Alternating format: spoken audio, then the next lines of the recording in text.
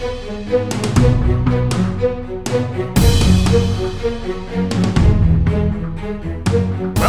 to the Mortal Realms, an Age of Sigmar story phase. Grab your hammers and clear a path through the chaos and forge your own narratives in the Age of Sigmar. Your pullers of the strings this episode are... I'm Joe, and did you guys hear that the Fusilier Major and his unit of Fusiliers decided to start a musical group?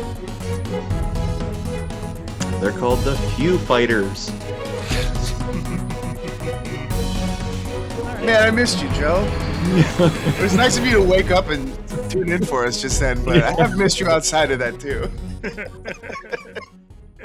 It needed a good delay to really make it land. For sure. Yeah. Processing speed is not as high with Joe as most folks. Yes. And I am Kieran, and I will confess that I entirely forgot to think of anything prior to this. But what I will say is that the fear of me realizing that in the moment as Joe started must be akin to the kind of fear that the bad guys in the Mortal Realms feel when facing down a new cog fort. And so I just want to say that was one of the most immersive experiences I've had during Warhammer. Thank you so much. I will need 6 to 8 business days to recover. So. What a beautiful public speaking freeze that you had. You know, just galvanized it. Hey, what's up? It's me. It's Mike again. Now, you guys know I got some pretty highfalutin friends, right? So when I was watching the reveals for the cities, I was hanging out with one of my good pals, as you all know, Tony the Tiger from Frosted Flakes breakfast cereal. He and I are pals. And as they were doing the reveals, they showed the Gargants, and I said, Tony, what are those? And when he saw them, he said, they're gates. That was so bad that I'm all the way around the other side. And right? That was so good. Yeah. Me and Big Tone. Well, it's going to be one of these episodes. Because... Did y'all know that this is one of the first books that finally really digs into all of the farmers and the growers in the Cities of Sigmar? I didn't know. I missed that part. Yeah, they're always talking about the settlers' grains. Bravo! It's actually a euphemism, Joe. It's, that's not the farmers. Yeah. Davey on his deathbed right now. Aaron would be too if he still listened to these. You think so? Yeah. Is he still around? I've heard of him. I make him listen to them so we can put the timestamps. I won't say it. I will say it. No, I won't. Nah. All right. In this episode, we cover the lore of the Cities of Sigmar Battletome. Get ready for a whole lot of marching songs, in memoriams, and the desperate struggle of humanity. And then, if we have time, we'll talk all about those freeguilders. How are you tonight, my marshals of the guild? The desperate struggle of humanity really sums up Mike's attempting to use his new microphone setup before we started recording. Yes. Yeah. We really covered that part. We're 45 minutes later. Right. We've tested it out, and if you can't hear anything, it didn't work. Yeah. I think we all need a big bottle of booze to make it through that. Yeah. Come on over. We start recording in person. I can help you out. We can all be like, what's his name? Moonshine Mike from the Canon. From City, you know what I'm talking about? Yeah. I was about. Yeah, I was gonna say. Yep. With his jug. Yeah. I'm good. Yeah, I'm doing all right. I have not done a huge amount of hobby recently. In general, having a child. But what have I been doing? Oh, I've been thinking about. I have some really fun ideas for whether this has any ever like becomes models or not. But I have some fun thoughts about. Lore for Cities of Sigmar, nice. Force, so which we'll probably talk more about on Path to Story. But yeah, I'm excited to do that.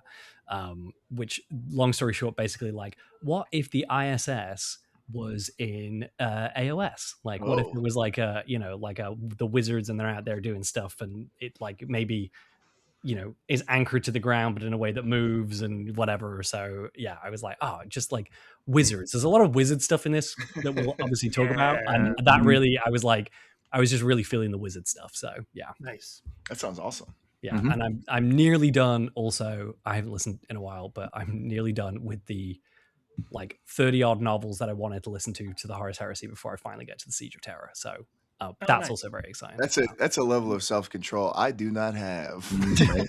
I started the Harry Potter. 30 in a row. I started the Harry Potter books number 3 first because it was the only one they had. I was like, let's get into it. It's here. It's time to start. For me, hobby-wise, yeah, I still have my goal of finishing my Sylvaneth by the end of the year, but I've completely bogged down with that at the moment. So I need to find some ambition somewhere and really get into it and start to get that done. Otherwise, when we do Joe. Yeah, when we do the Sigmarillion episode. That's right, Sigmar Alien. 3 years. Sigmar Alien episode.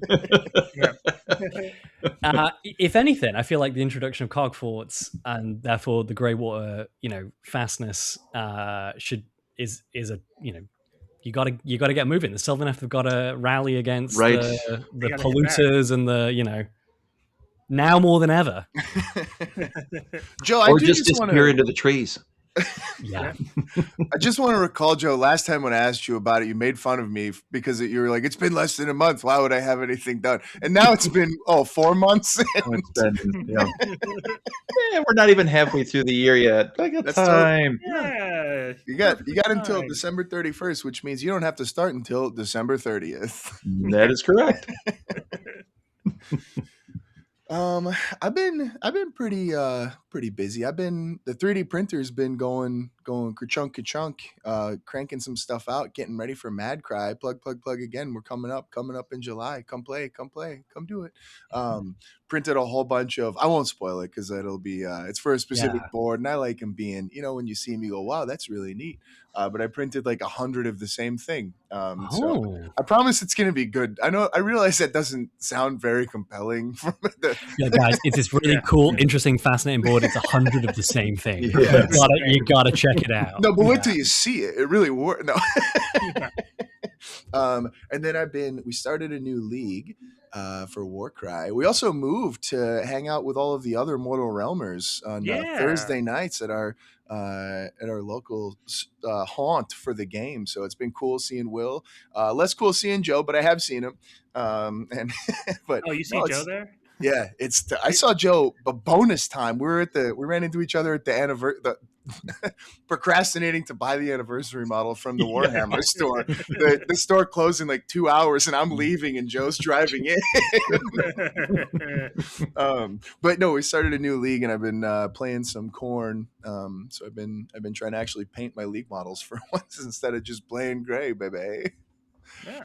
I mean, Khorne should be the easiest one to do that because you just dip them in red and they're so covered. Very good. You can't even see the detail underneath here is exquisite, but the detail I went with, but they're just covered. I can't remember the name of the faction, but I've been painting them a lot of bone white with gold. They're very fancy Khorne. It's so that the blood splatter shows really nicely. Mm-hmm. However, these are pre-splattered. These are fresh. They haven't gotten into it yet, so it's a very pristine look that they have. I've always had this pie in the sky idea of which would require me to A, assemble Warhammer models, B, play Warhammer on the tabletop, and C, do that in any sort of consistent way. But a Horus Heresy force that is world eaters, and you paint them in their their heresy scheme, which is white and blue and whatever. And then every time you finish a game with them, you go in with the GW paints and just do a bunch of just kind of line them, and then more and more as you play, then they are then more and more blood splattered, and I would think that would be so fun. I'm not that I will ever actually get around to doing that, but it's one of those fun ideas. You're this would be cool. It's not about execution. It's about thinking of it and going, neat, and then moving on. And never forgetting it. But yeah, exactly. Always thinking about it. Always thinking about it. One day when there's time. Spoiler alert. Yeah, there's never time. There's never time. Well, what have you been doing? Cities of Sigmar. So we've got our Spearhead League going, and Games Workshop sent us a City of Ash box. So I painted up the Sentinels of Emberguard, and we were doing our Spearhead League. So I'm running that Spearhead. It's been a lot of fun. Despite my best efforts, I'm doing well. It's not a very strong Spearhead, but I just keep on not losing my games. I'm just behind Joe. That's the trick right now. That's the trick to doing well, is just never losing, right? Yeah, that's right. I didn't win one of them, but I didn't lose it either. There you go. Which is as good as a win, except when it comes to statistically speaking. Yeah. So I've been painting that up, and then just been hobbying, kit bashing, painting a bunch of armies for my City of Hobgrot Force, doing some mild conversions here and there, and just kind of, now that I have a paint scheme in mind, applying that to all these models I've been collecting. Yeah, right, yeah. How many hobs are there, Will? How many hob could a hobgrot hob if hobgrot could grot hobs? Well, okay, if we're talking hobgrots on foot that are acting as steel helms, about 100. Okay. Then you add in 10 more cavalry as the Cavaliers. Then you've got the Free Guild Cavalier Marshal, Slita Boss as a foot marshal. I did this guy who's just a hobgrot with a torch on a wizard staff, acting as my pyrocaster. Oh, I love that. That's really cool. Mm-hmm. It's a hob with a flamethrower. Everybody look out. Everybody move. So it's 100 plus ish. They're not all going to be on the board at the same time because point costs, and I got to throw a cog for it in there somehow.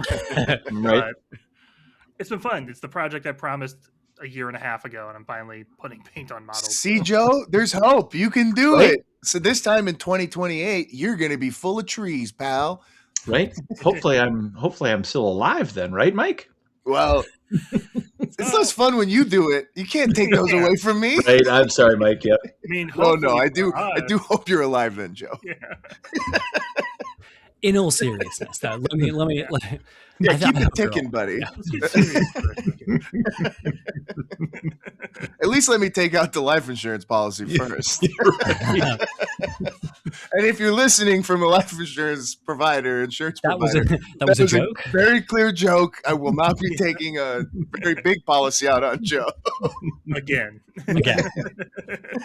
With your company. Speaking of companies and plugging things. Nice. Got it. You can find more episodes of this podcast and all of our other shows at themortalrealms.com. You can email us your feedback at mortalrealms@gmail.com. You can find our Patreon at patreon.com/themortalrealms to support the show, get early releases of the story phase, and access exclusive content like the Pocket Realms, which are short story phases hosted by Davey and Aaron. And if you can't or don't want to pitch them monetarily, then head on over to your podcast service of choice and give us a review, or just go ahead and tell a friend about the Mortal Realms. As always, thank you, Games Workshop, for a preview copy of this book, as well as City of Ash, as I mentioned. Kieran, take us to the story phase. I'm ready. Channeling my inner Paul. I'm thinking about spiders. I'm thinking about goblins. Nail this, Kieran. Here we go. The story phase. In the story phase, we delve into the stories, characters, creatures, and environments of the 9 realms. Beautiful. Wow. Amazing. What is there to say? Yeah, right? I was going to say, because this is like an audio format, you guys didn't see this at home, but his eyes rolled back into the back of his head. Floated off my chair for a second. Yeah. Totally disconnected from reality there. We had to start. He started floating, and we had to play the "Get Him Off the Hill," whatever that song is from Stranger Things. Oh my god! That's it. Hey, Bush. I'm just going to say it, Paul. You're fired. We don't need Paul. We don't need you. We're taking over, buddy. But if you showed up right now, we would let you in. but I guess that would be fun. I guess that would be recorded if you need to. But yeah, Cities of Sigmar, we're getting into it. We got new lore, a whole lot of new units, and I guess the best way to get started is to kind of break down who this faction is. Literally, who are they? Everybody. Give me your best one-sentence description. And I'm just going to go down the list. Yes. And that first name is Joe. All right. Completely off the cuff. Multiplying meat bags mesmerized by metastasizing across the mortal realms. You're off the dome. Metastasized? That was excellent. Joe's been watching a lot of the spelling bee that's been on TV this week. I have, yes. Yeah. I will also say, I don't know if that describes them well. I did. A lot of great words. I like the meat bags. Yeah. Yeah, well, that's metastasized. It's humans, so, we kind of knocked down the vein. I like that. Yeah. Mm-hmm. Oh, you didn't say we had to describe them well, Will. You just said that we had. This is how Joe sees them. Listen, when you go first, you always set the bar low, because then you guys can make it over it. What a guy. What a fella you are, Joe. You're welcome. So thoughtful. Yep. Kieran. Yeah, no poetry for me this week. They are you, they are me, they are all of us, plus some magic. All right. It was really bad. Yeah, the humans. No? The humans. Yeah, no, if you and I were in here, this is what resonated. we'd be doing. Yeah. That's what it is. I actually thought you were going for lyrics there. I'm like, wow. It's like if I was going to stumble into it halfway through. Yeah. They are the world. Yeah. They are the cities. Yeah, Yes. exactly. There you go. Yes. Okay. Everybody sing along. We'll cut the first one. We're going to do that. Start again. Kieran, go ahead. How would you describe it? They are this world. They are the cities. There you go. Mike. Oh, I've thought long and hard about off the cuff saying this, not preparing this at all. But I think the only way that you can really describe them would be through just kind of listing who they are. And that to me has always been Free Guild Marshal on Griffin, Battle Mage on Griffin, Warden King, Rune Lord, Black Ark Fleet Master. How long do we let him go on with this? Is like an Oscars in memoriam, whether like these are the people we lost this year. Red Lord on Black Dragon. Producer. Steam Tank Commander. Longbeards, Iron Breakers, Iron Drakes. We're going to add Mike to the end of this list if he doesn't stop pretty soon. Hammers, Flagellants, Executioners, Blackguard, Bleak Swords, Dread Spears, Dark Shards, Steam Tank, Luminar Fish, Celestial Hurricaneum, Gyro Bombers, Gyrocopters, Dark Raiders, Drake Spawn, Nice Drake Spawn, Chariots, Scourge Runner, Chariots, and Blackguard Corsairs. And that's just if I had to riff off the top of my head. Off the top of your head, yeah. And also Phoenicium. Those are the only things I can really think to describe the cities of Sigmar. Well, we'll get back to that here.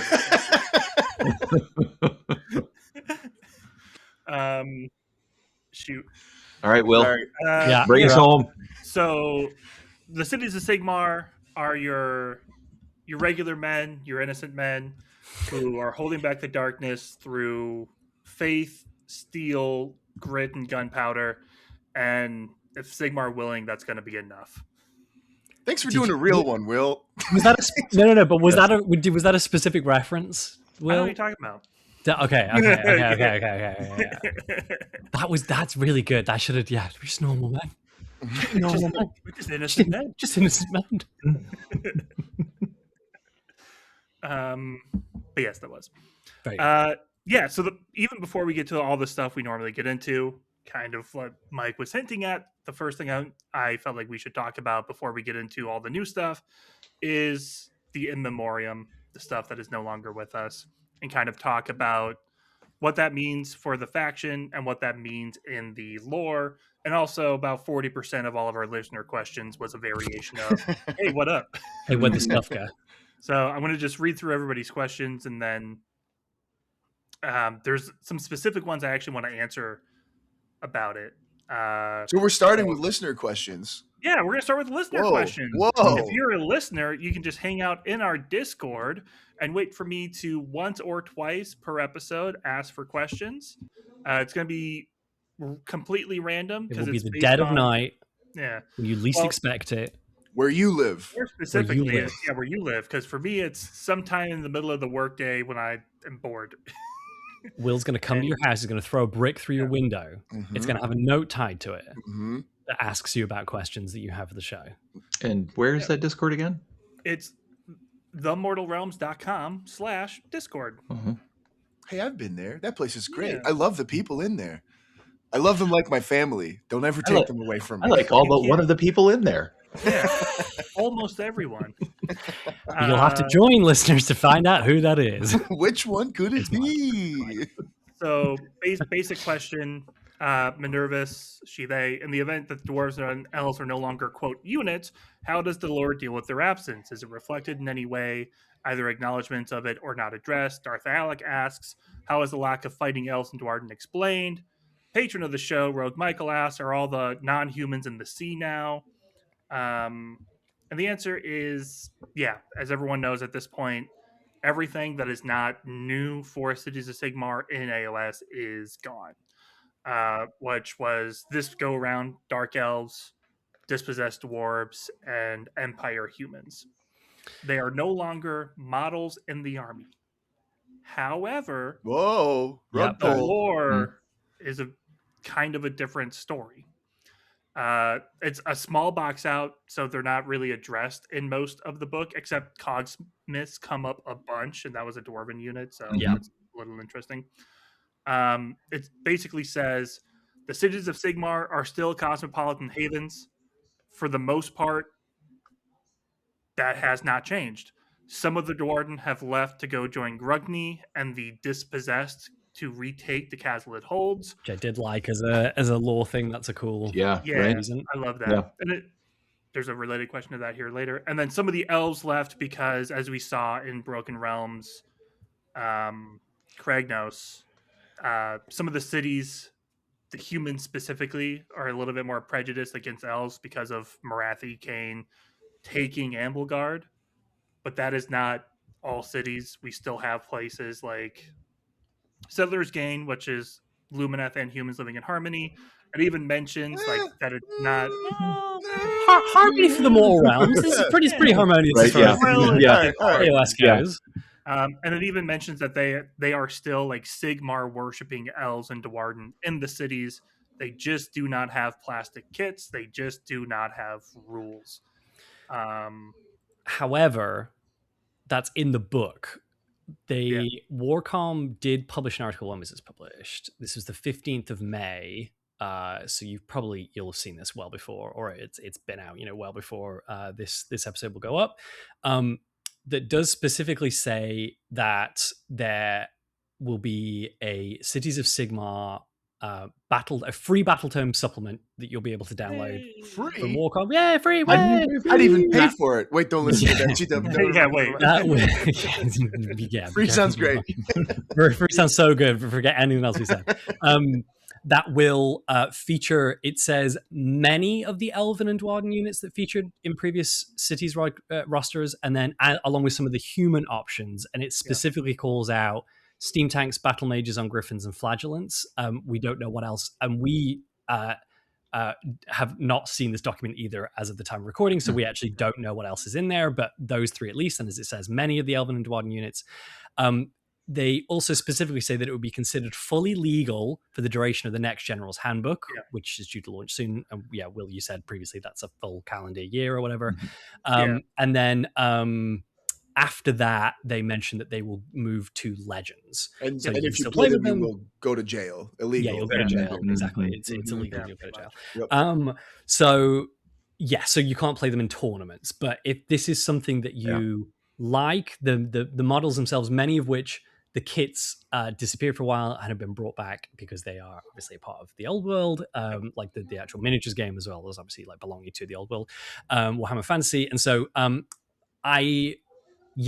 there is definitely a focus in this book, which I don't think should really come as a surprise to people, which I will get more into that take later, but that it is the AOS city stuff that is being prioritized. However, I think actually they're doing way more than I expected them to keep the old units available to you to play should you wish to do so. Yeah. I think that I'm like I didn't think that they would release a supplement. I thought they might go to Legends right away, if that. And so yeah. Well, I'll actually step in with that. So there have been a few books that have lost like a model or two, or a handful of models, or this or that, and every time it's actually been a free digital Battletome supplement. Yeah, and that's true. They basically always give them like one calendar year. And even though we haven't seen the Battletome supplement document itself, we've seen the points document for this book, and it just lists everything that went away as being in the supplement, being legal until July of 2027, which is when we would expect a new edition anyways. So it would be safe to say that they're illegal for the whole edition still. So there's that. The other thing I'll mention specifically about like when we're talking about elves and Dwarden in general, and again we can get into more of this later, but there is specifically at the end of the book there is a he says as he scrolls to it, Allies of the Free Cities. Allies of the Free Cities. It is an army of renown specifically, and in which it is it's not your dispossessed and the cities elves which we've known previously. However, there are specific unit cards that allow you to take a couple of it's the Auric Hearthguard and the Vulcan Flameseekers from the why am I blanking on the name? Fire Slayers roster, and then from the Lumineth, you can take Wardens or Sentinels from the Venari, and so there's a little bit of that there, and I think it calls out specifically in the army composition. It's you have to have one Sigmarite unit for each Elf unit and each Dwarden unit that you include. Yeah. So it's like it's going to be at least half. Which I read that as like it has to be at least half Sigmarite. However, so there's a little bit of that still, even within this, but the focus is more on. If you're running like a Settlers Gain army that you'd like to run with this, it will be Lumineth specifically, as opposed to like City Elves. There is still some of that in here, but and you can kind of proxy like models. I'm like as ever, talk to your opponent like that. Like there's a ton of different stuff. Well, a lot of the hobby I've done this past week was like, oh, I've got all these white lions. Yeah, put them on 28s and give them guns. They're grenadiers now. Will, did I just had an epiphany. Did you think that hobby meant it had to be Hobbs for everything at all times? Up until a week ago, yeah. It's just as you said it, I was like, hang on a second. Yeah, you can do other stuff, man. It's okay. What was the other thing I did? Oh yeah, and then I took some of the Dark Elf units, the spearmen, cut the tips of the spears off, put little cannons on them. Boom, Fusiliers. That's so good. A lot of those models still kind of hold up. The Drakespawn Knights, those things are very fun. Yeah. I dig those a lot. So that's the kind of lowdown on the miniature side of it, the lore side of it, and kind of the new ways of running elves and dwarves, Dwarden that we have for this Battletome. So just you guys' thoughts about so when Stormcast came out. For this edition, there was a large swath of it that went to Legends as well. And my thought at the time was, okay, that was necessary because there was a lot of bloat in the line, and it gotten so wide that it made it hard to actually come up with lists. Yeah. So, is that what you guys feel is happening here as well, or do you see another path here? Partially, bit of both. And I might actually pull in the listener question here into this. Yeah. I think this was 100% necessary. Yep. To get rid of Warhammer Fantasy Battle Kits. Absolutely. They've been doing it for every army. It's happening. We need Age of Sigmar to be Age of Sigmar. Yeah. It's just unfortunate timing that we didn't have replacements for them. And actually, so the listener question is, patron of the show, Domir, says, are you happy with the direction Cities is going? Generally. Get more into that in a little bit. But the second follow-up is, are we losing something with the Warhammer Fantasy Labor of Love faction getting AOSified? Flat out, no. Yeah, I agree. AOS needs to be AOS. Are we losing something by not having mixed race cities? Yes. Yes. But we're not losing something by having those old models go away. Mm-hmm. Yeah, we I lost agree. something by not having them be replaced. Yeah. Well, and here's the thing is that like especially because like it's not as big. Like Will said, there's really just like a couple of call outs and like one like write out where it is talking about the Dwarden and the elves in the cities, but it's the kind of thing where we got to a critical mass. Like this release, like we can talk about that as well in a second, like we'll get into like the new models. So it is enormous. It is like it feels like a brand. This is like the when you look at the Cities of Sigmar range now, the amount of variety that is in there with all the new stuff, it feels like they've been around since first edition. Like the range is enormous. But obviously, like that's like just been third and fourth like release schedules, and so there's clearly like they've done so much work there to plug gaps. Like they've not just taken things out to take things out. It's like I feel like there has been a huge amount of effort to like Domia's question is like, are we losing something with the Warhammer Fantasy Labor of Love faction? And what I would describe it as is that labor of love is still there, but it feels very AOS, right? Like this is a faction that they clearly care so much about. Like the amount, like the amount of stuff that City's got in this latest release is crazy. The amount of stuff in this book that we're going to talk about, like the variations you can run, the flavor of the things that are now there is sublime. I think this is one of the best books they've ever released for AOS, just to lay my cards on the table. And what I would say is that it feels in the same way that the third, I was going to say the first book, and what I mean by that is like the first book that was like properly with the new release in third edition, right? That book felt very like we are focusing on Dawnbringers, and again we'll get into all this, and this feels like a consolidation of what does the identity of a Cities of Sigmar mean as a like the human, the mortal faction.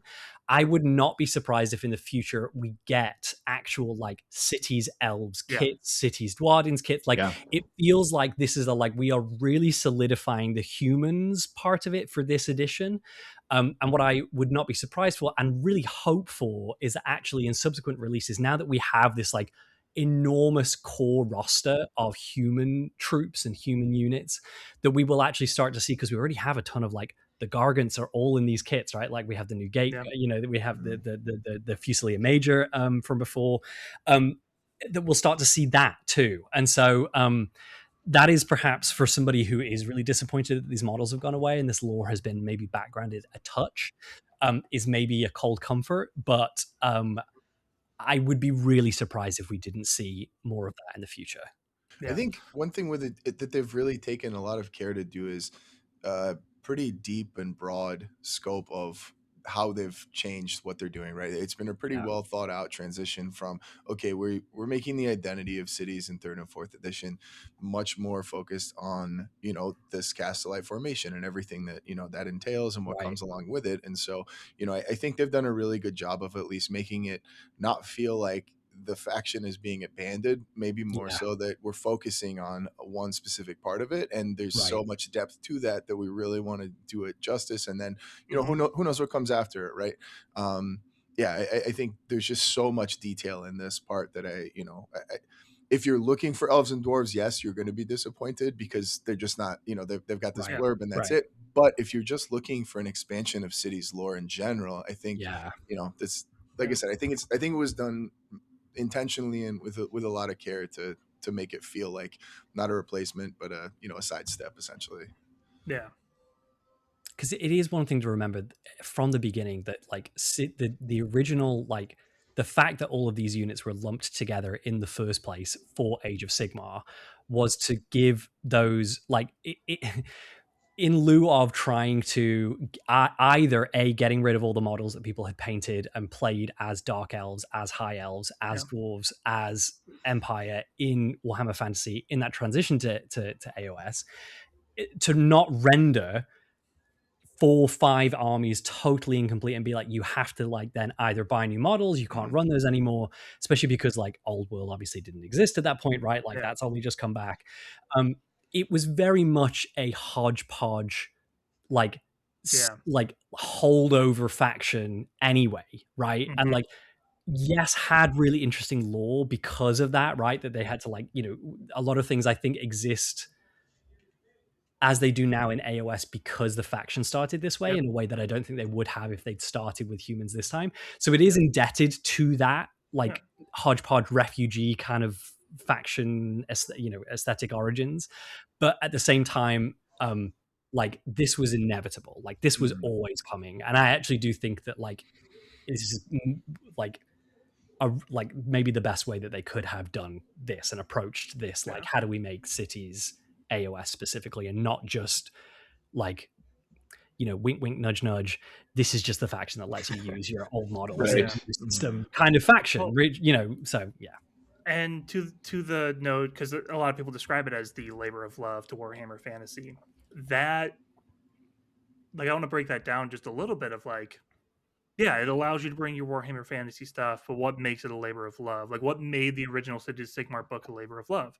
A lot of the lore had already existed. The free cities were a thing. Just all of these tiny subgroups were different factions, and they put one book together. Cool. Gave them all the very basic generic rules. Cool.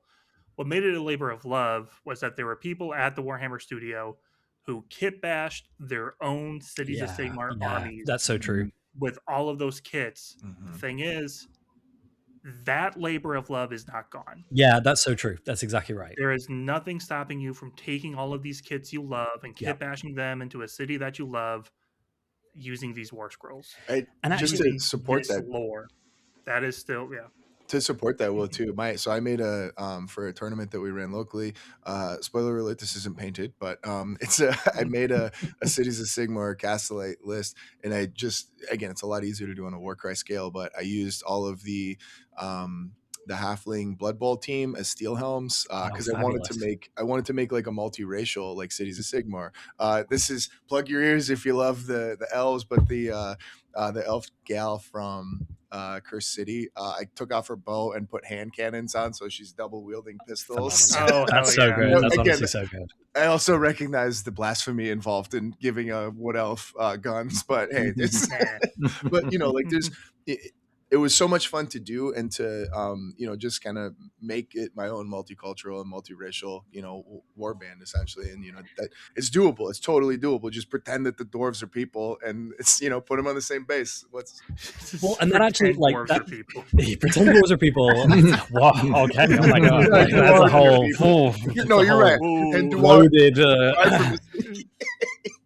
but that makes me also think of two other points. The first of which is that if anything, Will, as you're talking like the fact that like, yeah, we're talking about those original kit bashes as part of that labor of love. If anything, I actually feel like that is becoming easier because the old world exists as a game system and is supported, and that those kits are actually now like, I think there was a point in time where they were becoming harder and harder to get, right? Yes. And I think that I thought, especially before the old world was announced, that those would just eventually, you would just not be able to get them anymore. They would go, that's it. With the old world being supported as a system and those kits coming back, I'm sure that it's the case that they will also eventually be updated, right? So like the exact, like, you know, whatever 2010 kit that you know and love may not be around forever, but like that's true of all Warhammer stuff.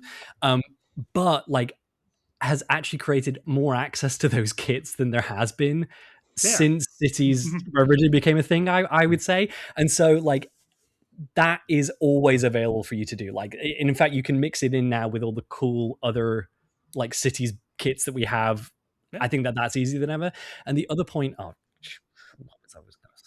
Shoot, Mike, you were saying there was that. What did you say previously? Oh, I said dwarves are people too. Yes. Oh my God, that's actually what you want. That actually did come my mind. Oh my God, dwarves are people. That's so great. I'm so glad you said that. Dwarves are people. No, actually, so like the thing you just mentioned about the it's incredible. Sorry, I can't get past that. That's completely saying that as a person. The reason, because what it made me think of was the new Cursed City box. New circa 2020. Yeah, Darkwater. Okay. That we have the dwarf, right? We have a city dwarf. And we have in these other, like, there are product like the you know, Cursed City and Darktide now, both Warhammer quests, like the AOS things.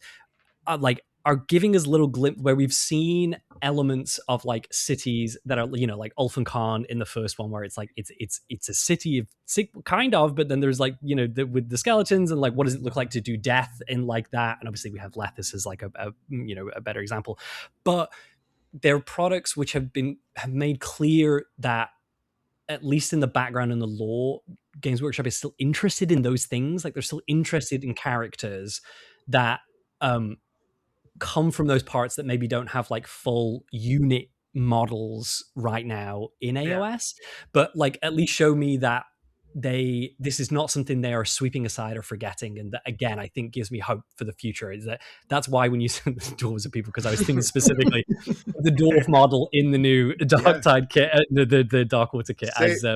Say his name. I can't remember what it is, but he's Rolf Nice. Ironhead. There you go. Amazing. Fabulous. Well done, Will. Good pull. It's a fun name to say. That's true. Yeah, now I can't get it out of my head. Wolf brain what? No. No. It's gone now. Anyway, I've said a lot now about cities, but yeah. I think it is something that, you know, like it's also still okay to be upset if you're you know, wanted to keep using these models and stuff like that, right? Like 100%. we're trying to help ease this is happening no matter what. None of us are in control of it. Nobody plays the game is in control of it, and it sucks if you wanted to use those.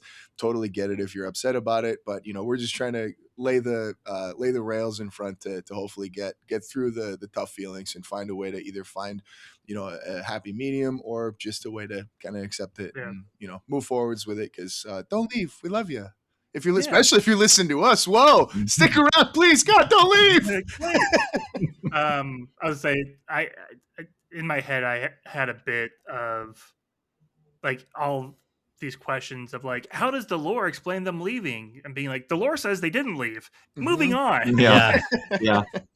Like, no, we should address the units are gone, but also lore wise, they didn't leave. Like everything you have is still there in the lore. Yeah, and maybe that's not what you want. Some of them left. Some of them did explicitly leave. Yeah, well, individuals. The ones that got racistly shouted at because of Marathi Kane, and then the dwarves that were like, "Dude, our god is back. We have to go. Mom is calling us. We are late for dinner." Elves that got racially shouted at by because of Marathi, and then the dwarves that got racially shouted at because of Mike's comments on this podcast. Speaking of the dwarves, real quick, listener question: Darth Alec asks, "Does the book address that Grugny is back at all?" Yes, he's taking some dwarves with him. He's the reason that you can't play. No, right. Grugny's fault. I mean, and it is interesting to think, like you know, people have speculated for a long time about like, will we get any sort of either Khazalid or like united dwarf, or like will dispossessed dwarves become their own army list, like a cities dwarf army? Like. Yeah. I have no idea. I really don't know on that front, like which direction they'll go. I think it would be kind of weird to do it as a non-cities faction unless you had a way that you could really tie them in. Yeah. But it does, again, it's like this is a thread that will continue to be in the lore. I should say, I will be so surprised if that's something that they drop, right? Like, because that's been a big part of like the Caradron and the Fire Slayers, like think recently in the lore with Grungy coming back that he wants them to be unified, and like the dispossessed now, like, I would be so surprised if it's like we never see dispossessed again or cities dwarves, and in whatever capacity that looks like. But like I guarantee they're probably going to come back, probably the cities release. I'm not going to say next edition. Right. I'm not going to make those. They had two big waves. Massive waves, yeah. It might be 5 years before we see cities or cities elf. Because it does feel like we got 4 editions worth of kits in the last 2 editions. Yeah. I mean, it's functionally a new faction at this point, right? Exactly. I mean, it really is. It has got a completely different focus, and it does have a completely revamped line, top to bottom, since 3rd edition. Yeah. That's that topic. That was... You know, big chunk of time. You guys want to dig deeper into that at all? I feel like we just kind of skimmed it. Yeah, all of that just based off one paragraph. Yeah, literally less than an eighth of a page of the book. If we turn to page 3, Now we get to the table of contents. Yeah, exactly. With the opera stuff out of the way, if you're still with us, we're going to talk about the good new stuff in the book. Spoiler, there is so much. It's so good. much. I really, again, Cards on the Table, think this is the best AOS book that they've put out. I love it. I think it's fabulous. What is it? The topic of the squatting is page 1 of my notes. There's 8 pages of notes. Yeah, exactly. I got 13, Will. I just copied it over. Yeah. And just duplicated it. All right. So history of the faction. It doesn't really talk about Age of Myth or Age of Chaos because all said and done, they weren't really a thing as much. Like cities existed, but they didn't have the same history. That history got upended in the Age of Chaos. They were sitting in Azir and they're back out. With the caveat of the Reclaimed and the Azerite, those 2 factions that we talked a lot about in the last episode and the last book of this, not really as big of a deal anymore. And I think that's partially because of Talia Vedra's big reorganization. Because the reason there were differences is because the Reclaim felt like all the blue bloods were coming and telling them what to do, and now that's not happening, and now it's a little bit more cohesive. Yeah. But because of that, we don't have any Age of Chaos stories about the faction. No, and I think that really is the case, that it's like what we think of as the capital C, capital S Cities of Sigmar don't exist until the Age of Sigmar. Yeah. Like Will says, we have lowercase cities that exist, survive, whatever, from myth to, well, certainly through the Age of Chaos, right? Yeah. But yeah, what we think of as this faction really exists in Age of the Age of Sigmar timeline specifically. Yeah. So let's pop into the Age of Sigmar. I kind of don't want to cover anything we've already talked about in the past, because we did an episode for them last edition, plus they were the whole focus of the end of edition narrative, plus we did an episode of the previous edition. So I kind of want to catch people up on where this faction is from the start of the Hour of Ruin to now. And so there have been some interesting things that have been happening in the background that aren't always going to make an episode as they happen, but we're going to talk about them now. Yeah. For example, one of the first White Dwarves of this edition, there was the Siege of Lethis. Lethis was attacked by the Osiarch Bone Reapers. Get them, Bones. And they were pushed back a little bit. We can get into the aftermath of that as this goes on. And then in the most recent Disciples of Sigmar Battletome, we actually have revolts in Settlers Gain, where in that book it says they were pushed back, and we can talk about the repercussions of that a little bit more. But then the thing I was most waiting for this book is also in the Disciples of Zinch book, the Pyrophane cult basically invaded and took over Hallowheart, and the book ended with Hallowheart on its last gasps, basically minutes away from destruction, which to me is a very interesting point of what's going to happen. As Paul mentioned in the last episode with the KO, it's rare to see a city finally fall, and the one time we get it, it's the Caradron. So literally fall. Yeah. Right. Yeah. And we got rules for it's the Pyroflame cults that are in the White Dwarf, where we got this you can run them as an army of renown, which is like cities with, I actually forget whether it was Zinch with cities or if it was cities with Zinch. Zinch was cities, and it was specific cities war scrolls rewritten to work with the Zinch Gotcha. rules. Yeah, which was very cool. So that's a fun little bit you can do. Amazing. Just thank you for whoever wrote that White Dwarf article. That's the stuff that I live for. I don't play this specific version of the game ever, but I love those are story beats that anybody can pick up on, right? There's just so many cool ways to utilize that idea, but to let people actually put that onto a tabletop, please give us more weird stuff like that. WYRD for weird lights and all that fun stuff for Zinch Relations. Yeah, so that plus the Hour of Ruin and the Skaven being everywhere is kind of like where we find the cities as the opening credits roll on this book. And that was the yellow text scrolling. Yeah, exactly. Yeah.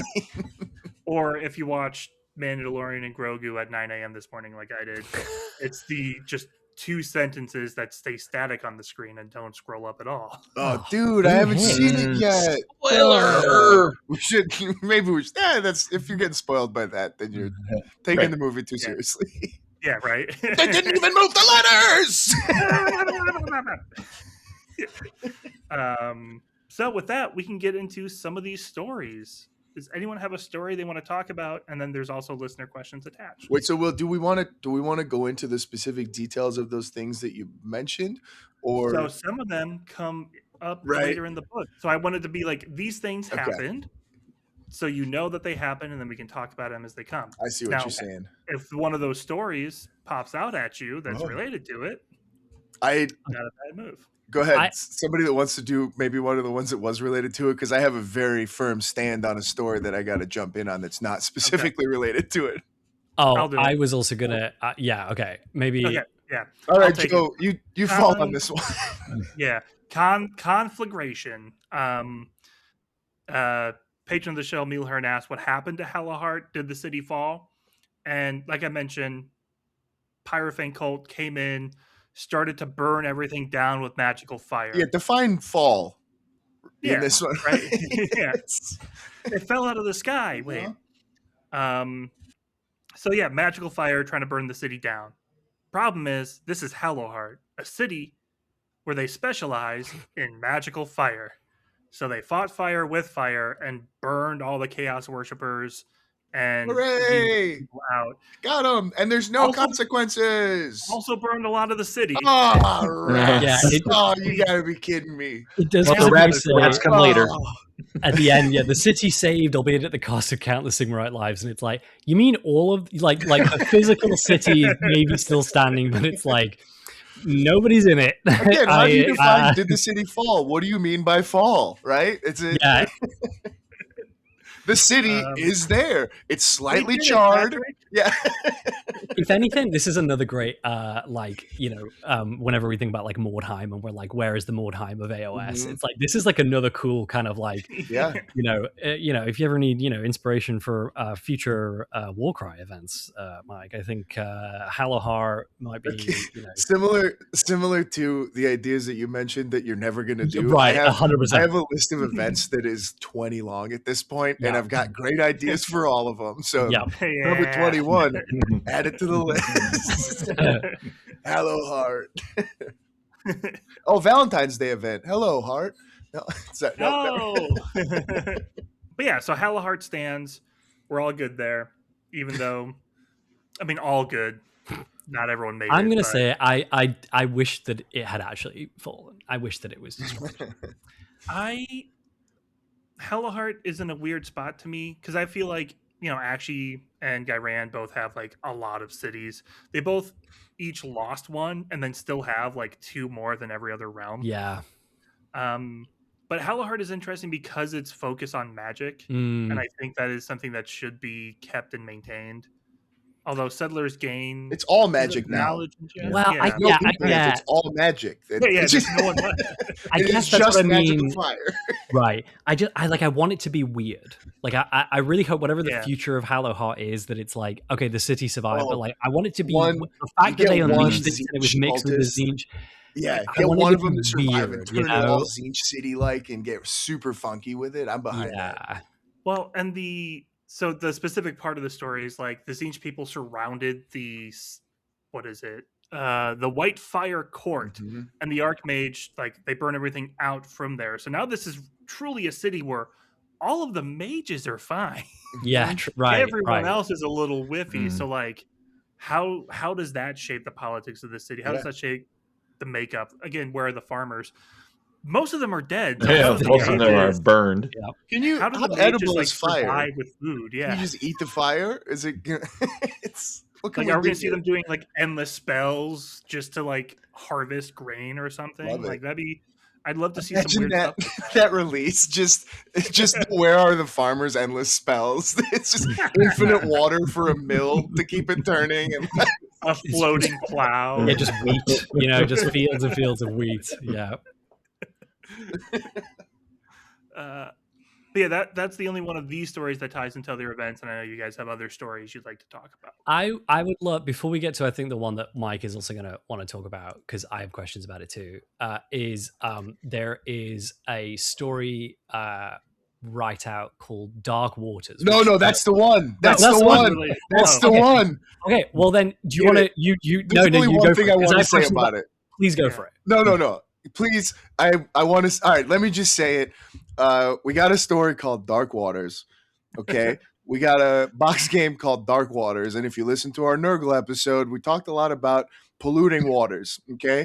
And if you read this story, it's about the folks of Misthaven who had a whole bunch of Skaven who tried to pollute the waters again. They can't stop doing it. I love that they just called it the same name as the game that they released. No. Well, Will made an important distinction in the show notes. That is Darkwater, one word, no S. Legally distinct, Will's notes say, yeah. I thought, separate words, there's a space and then an S at the end. Totally different. The part I love about it is the Misthaven's response to it, which is it says they like lash together a bunch of the like boat hulls and whatever, and then mounted cog forts on them. Yeah. And then had like a big naval battle with like the Skavens, like what they call scrap fleets, which I am obsessed with. I love in Olgu. I'm just imagining it's dark. The waters are glowing green because of the pollution, and I'm like, this is so. I love it. I think it's such a cool little set piece. Is that a lighthouse on the horizon? Why is it coming towards us? Yeah, exactly. Yeah. Well, I'm just impressed, Will, that you had that legal distinction, despite the fact we've already established that all of the best code rights are gone. They died. So right. you still managed to draw this. That's why you have to say it. Yeah. But I was just so blown away. I was like, there's no way they poisoned the water hole again. They did it again. Just picture all the GW folks sitting around the table going, all right, what should we do this time? Let's just poison the water. That always works. Let's just do that. And then have you guys seen the meme? And then the one guy says, what if we don't poison the water this time? And then he gets thrown out of the window. They poison his water. What was the story you thought? Okay, I wanted to talk about Zenestra and Embergard, which we can tie in. You do have it later on in the thing, but I'll pull up the listener question now, just because maybe it will talk about a little bit, at least one of those. So patron of the show, Chrisling, asks, how is the Cult of the Wheel getting on since Embergard went pop? We'll talk about the Cult of the Wheel specifically, but it also ties into Minervus asked another question. They asked, how is our good friend Pontifex Zenestra doing? So this is specifically a little thing that talks about her, the matriarch of the Cult of the Wheel, so we can talk about like the actual cult a little bit later. Okay. My question is, I talked about this to Will a little bit before we started recording. My patchiest time, which is because that's when we were, our daughter was being born, etc., and we were like getting ready. Excuses. Was the end of last edition, and I have all of the Dawnbringers books, but I have not paid as much attention to exactly what was happening. I do love that you've just made at the beginning of this episode said I've read 30 novels. I've read 30 books. As soon as they put them on audio, then because that's great because I can hold a baby and listen to the audio. Right. So if somebody wants to volunteer to read me the stories that I just while you're reading your child a bedtime story, somebody is reading you. Yeah. Okay. Yeah. So my understanding is Dawnbringers was about we're gonna go found Embergard. Yeah. Do they found Embergard at the end of Dawnbringers? Yeah. So what happens is Dawnbringers they go to found Ace, right? And then she kind of is like, I'm going to take. We don't have enough resources to get to where we thought we were going. Check it out, a ruined city. Easier to build up a ruined city than start a whole new one. Cool. Okay, we're here. And then Dawnbringer says like, yeah, the city's been going on for a few months, just waiting for reinforcements and supplies for Hammerhall. Oh no, explosions! Right. Okay. So they do in that. So that's the thing I couldn't remember. I wasn't sure of was like the state of Embergard at the end of like whether it was because we get this like kind of like there's a lot of fighting and then obviously the City of Ash stuff is now tied into it as well. Yeah. But I wasn't sure whether like. all of a sudden we're like, wait, there's fighting? But okay, it's good to know that like that's hinted at the end. That it blew up right at the end. It was like a footnote. It was just like, oh yeah, by the way, it died. Right. Okay. Well, that's good. At least it was like that comes from Dawnbreakers itself, and not just like here's this new thing we're randomly doing in 4. Okay. It was crazy because like the whole multiple books leading up to the founding of these cities. Yeah. In that last book, we're following Gunnar Brand and the Brand. Right. They're talking about the other devastation caused by the Skaven. Our tribes will never rebuild. Heinous revenge. We will get revenge. And then like, and Emberguard also blew up. Anyway. Okay, and so when it blows up, what's Zenestra's like status? Is she, because this is really the point of this story. Said she was nowhere to be found. Okay. Period. She was in the city blows up, not in the city.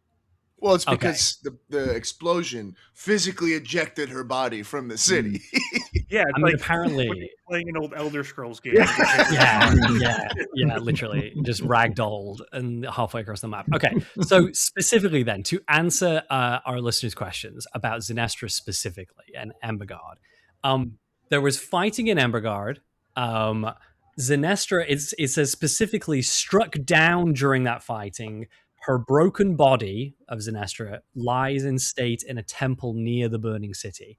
However, apparently, her spirit is still roaming the mortal realms and can be found. It says, quote, it's said to appear as a shining vision wherever faithful Sigmarites are about to be overrun. It's a random encounter as you're in the wilderness. You can potentially trigger an event, which is Pontifex Zenestra's spirit wandering around and zapping things with lightning. Which I have to admit, actually, as much as I love this book, this is a little disappointing to me. She is such an interesting, cool character, and like had the whole like her model is amazing with like the corpse on the back and the don't worry, you can because then it's like use the corpse, right? Well, you can use the model, but you have to repaint it to be ethereal and glowing, and like you have to paint it like a Nighthaunt. You can't paint it. What a great idea! That would be incredible. Yeah, very cool. I do love the idea of like there's a big battle and they're losing, and they look up. They see the glowing light and they think it's going to be Stormcast. And it's just an old lady on the chair. Yeah. Be not afraid.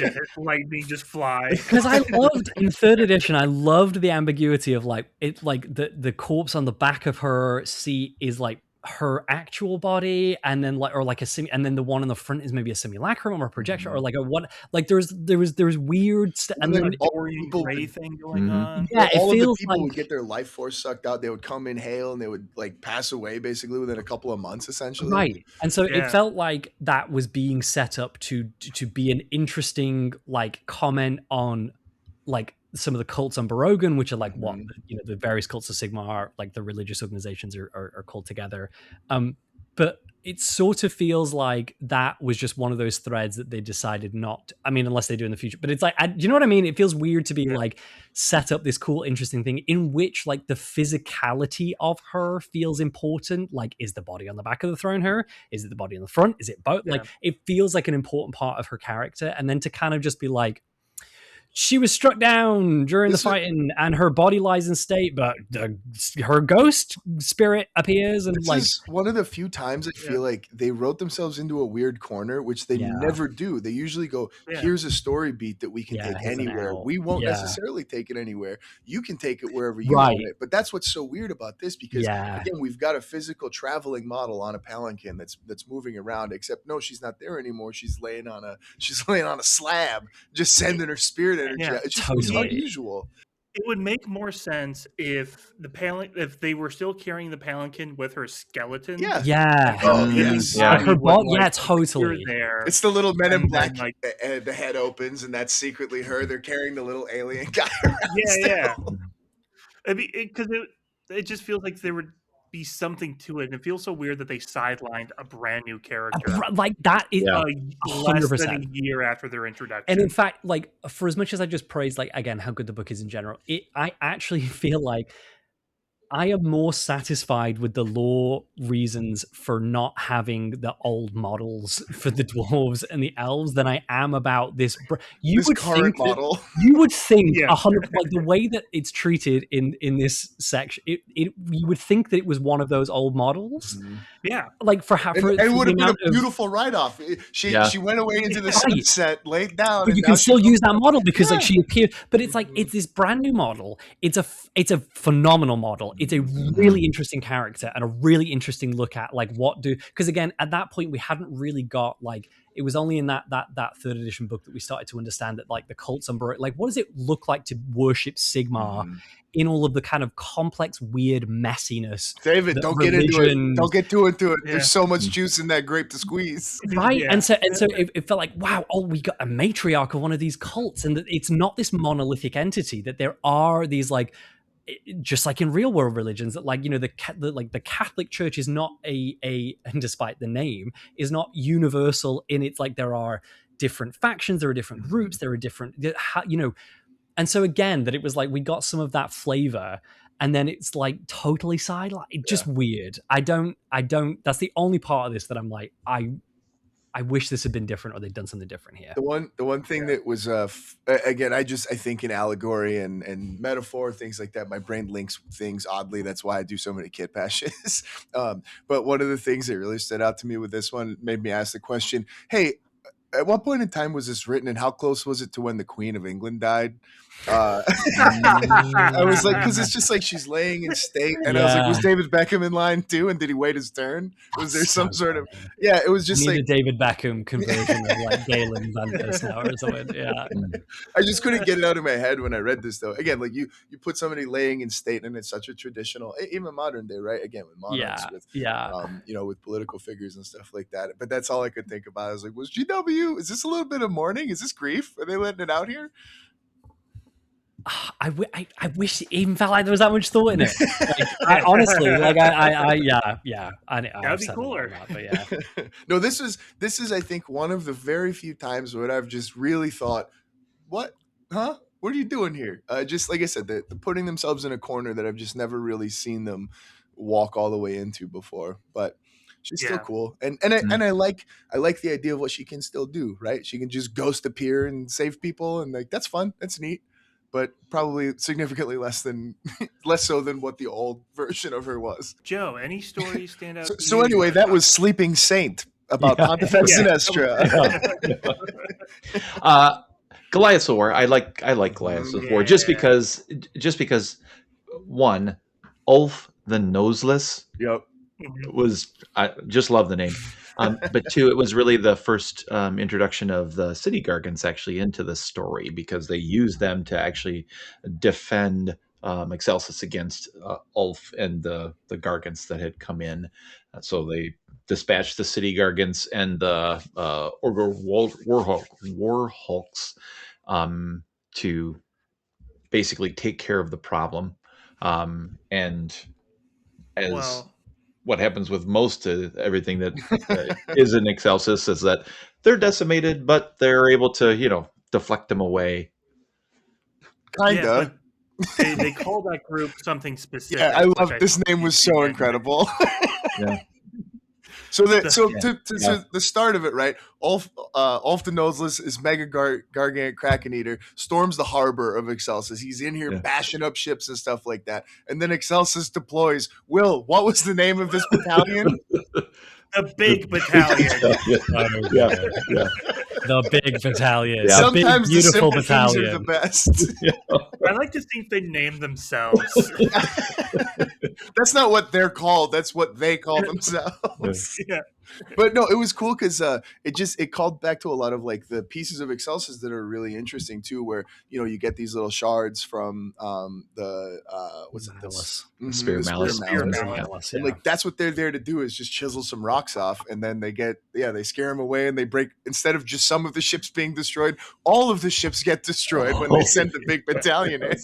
Yeah. And then Joe, did you want to put the piece de la resistance, the cherry on top? that he loses his ear, and now he's going to have he's got to figure out what his new name is. he got a Vander Holyfield. So good. It's so good.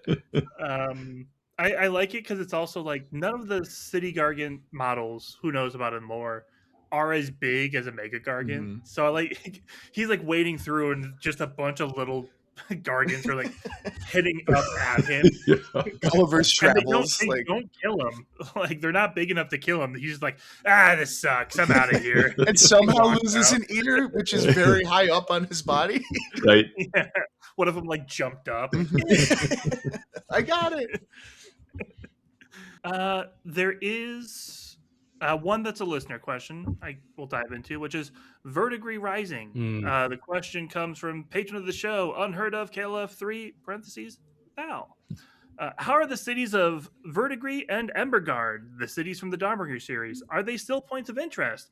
Does Verdigris still hold against the forces of Usharan and the Osiarchs? The way that you said that, Will, it sound like you were going to go, tune in next time.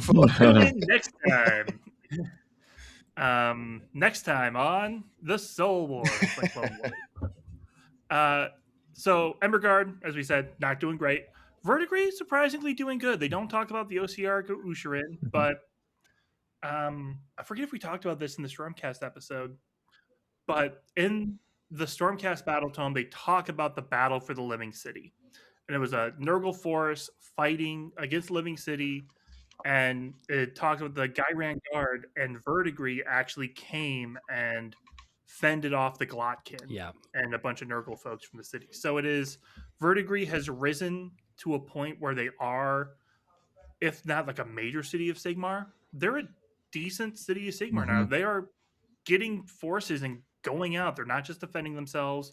They're not just establishing themselves. They are out there supporting the other cities near them, which is the whole point of these crusades, is to get more cities to spread, to be able to reinforce each other. So I would say they are a success. And they're not just defeating named characters. They're defeating models now. They beat the Glotkin. Yeah. That's a win. Yeah. That's a pretty significant. Yeah, take the W. Yeah, as far as like, the stratification of like how legitimate you are in the realms, beating models is huge.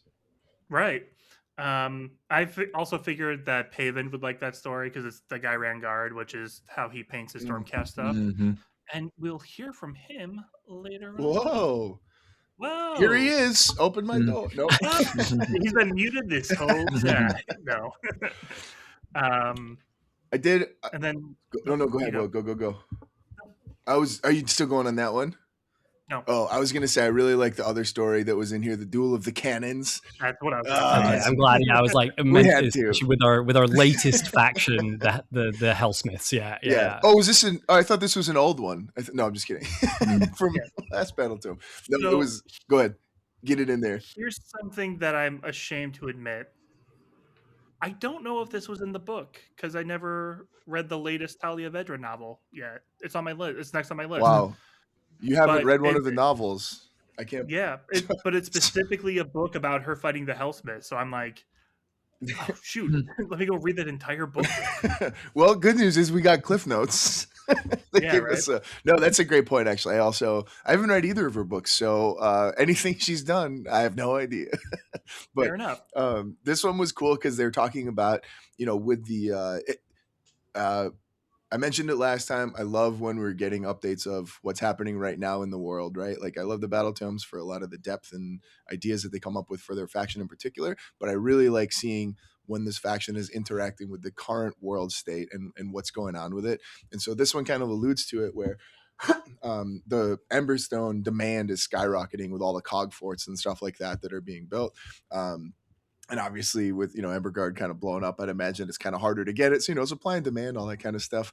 But there was an Axian strong point that's the last and a vital source for it. And that's where the Hellsmiths forge anathema. They come in and they sack a mining complex and they kill pretty much all the people. And then your girl, Talia Vedra, says, hold up, and that's not going to happen on my watch, pals. Hey, that's enough out of you fellas. So she sends in the elite cog forts of the Iron March to take it on back. And so they have this like battle of cannons. So the cog forts are just blasting. Everybody starts blasting. The Hellsmiths are using their what are they called? What's that? The model called Dominator mortars.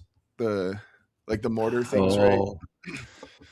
Yep. Yeah, I can't think off the top of my head. But you get it. They're setting mortars up, and so like they described it like that the ground is like pockmarked from all of the mortars that the Hellsmiths sent up. But Talia ends up winning. However, pour one out for maybe this is part of the name's convention's problem, but Red Martyr gets taken down. It's like that's a self-fulfilling prophecy. No. Right.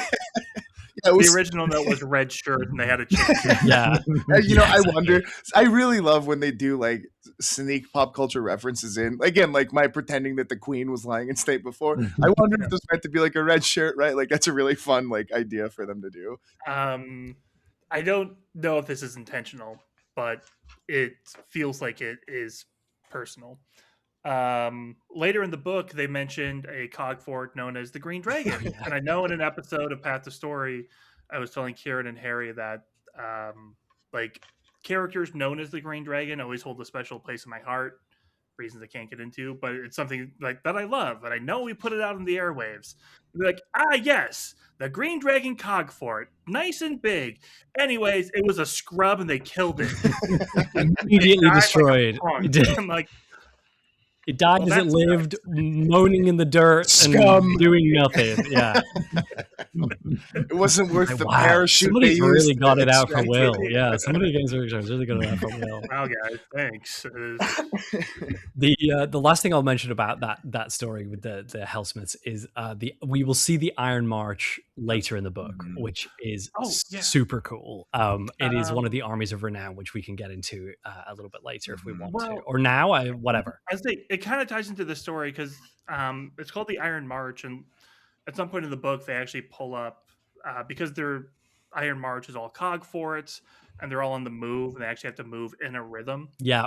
So they actually talk about marching cadence that they do, which is, I hear the cog forts marching. They're marching up ahead. They've come to kill the Hellsmiths. They've come to make them dead. Very good. Cog forts, Dawnbringers, lead the way. Ta-da! For those of you who don't know, that's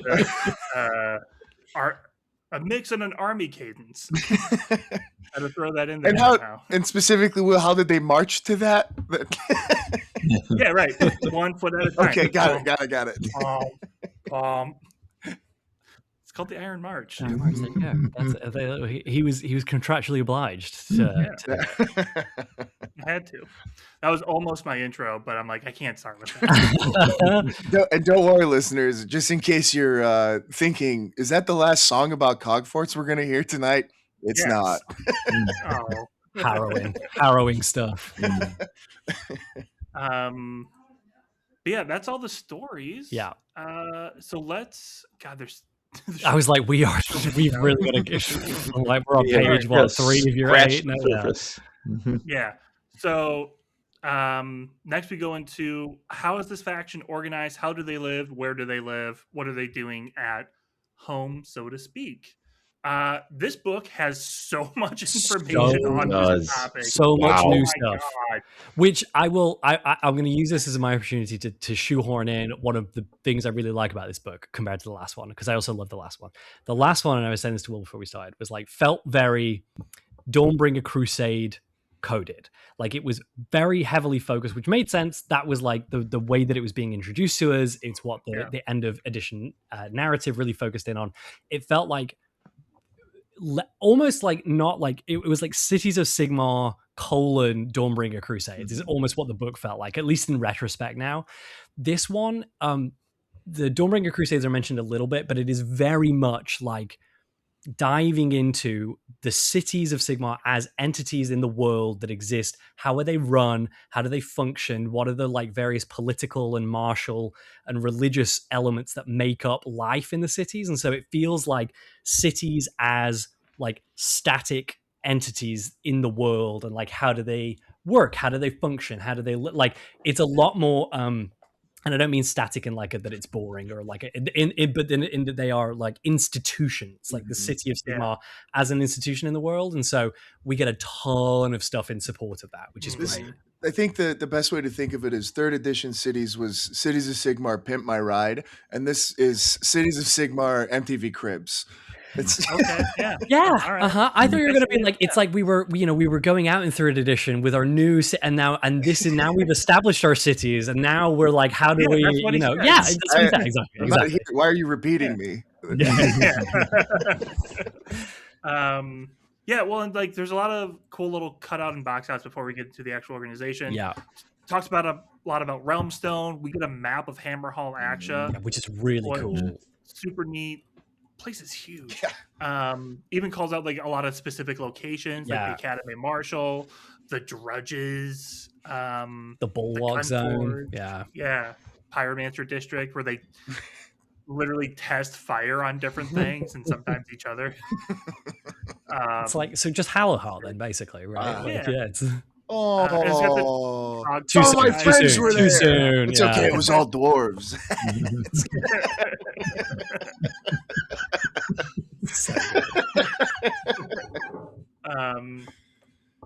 So I'm going to go through some of the organizations. Luckily, some of these are quick. Some of these are less so. First, Grand Conclave. So a Grand Conclave oversees the cities as a whole. They are styled after the Azurite Grand Conclave, where there's 11 seats, but one is empty because it symbolizes Sigmar. And it's just people who run the city. There's no it's like a council. Yeah. And there's not like a set number of seats. Well, there's a set number, but there's not like each seat does this thing. Yeah, like you always have a this person. You always have a this person. Yeah. We will get some of that in a little bit. Yes. Free guilds. We don't really see much. We have the Academy Marshal and Hammerhall, but that's just like an officer school. Basically, everything you see in the models of the free guilds, that's how they're organized. Yeah. That's straightforward. Except, I will say one thing that will come into play later, which is this book doesn't really talk about a whole lot, but it does play a key role into how cogforts work. And the 2nd edition Battletome really focused on it. 3rd edition didn't touch it at all. Free guilds are not state troops. They are not like, oh, this is the specific Hammerhall fighting force and you are Hammerhallian. Free guilds are mercenary guilds. They are soldier guilds. They act as state troops because, well, we live in Hammerhall and Hammerhall is paying functionally us. Militias, right? Kind of in a way, like. But they are professional soldiers. They could technically hire out to anybody, and that can cause rifts as we see them working with some of these other groups. But it's something to keep a note of like they're not like government employees; they're private sector. And we'll see that in microcosm with the cogforts in a little bit too. And the way that the rules handle the cogforts is very cool. And that's why I wanted to bring it up now. Yeah. Like, what we're going to see cogforts doing, technically any free guilder can do. Just cogforts get rules because they're expensive models. Yeah, exactly. Yeah. And then we did get a question from Darth Alec, which is, are there any references to free guilds operating under the old system? Parentheses, not Castellite, but like other ways? Not really. Yeah, I didn't notice anything specific. It's not that they're not there. It's just it's never mentioned. Because again, like a steel helm is just a guy with a sword and shield. That's not it going away. So who knows? But it seems pretty like this is how things are moving forward. Although I wouldn't even necessarily call Grenadiers part of Castellite, if that makes it. Because the Castellite is all you are building a wall. Right. Grenadiers have no function in the wall. They are specifically outside of the wall. Same thing with Wildercorps. So I think Castellite might be coming, and it's not a keyword in the army. So I think it is just meaning that specific formation. Cogfort, Gate Gargants, Ogre Warhol, Steel Helms, and Gallants can form Castellite formations. Everything else is doing Like they're just different formations. Mhm. It's just a way to line up. It's just an army, right? It's just you got. Oh, you don't have different stuff in your army? We do. Sorry. Yeah, sorry. Yeah. Then even though this one doesn't have as much info, the Iron Weld make a kind of grand return kind of way, and the Iron Weld is specifically its own guild, and the captain marshals of the cog forts, they own the cog fort, not the free guild marshal who was in charge. Mm-hmm.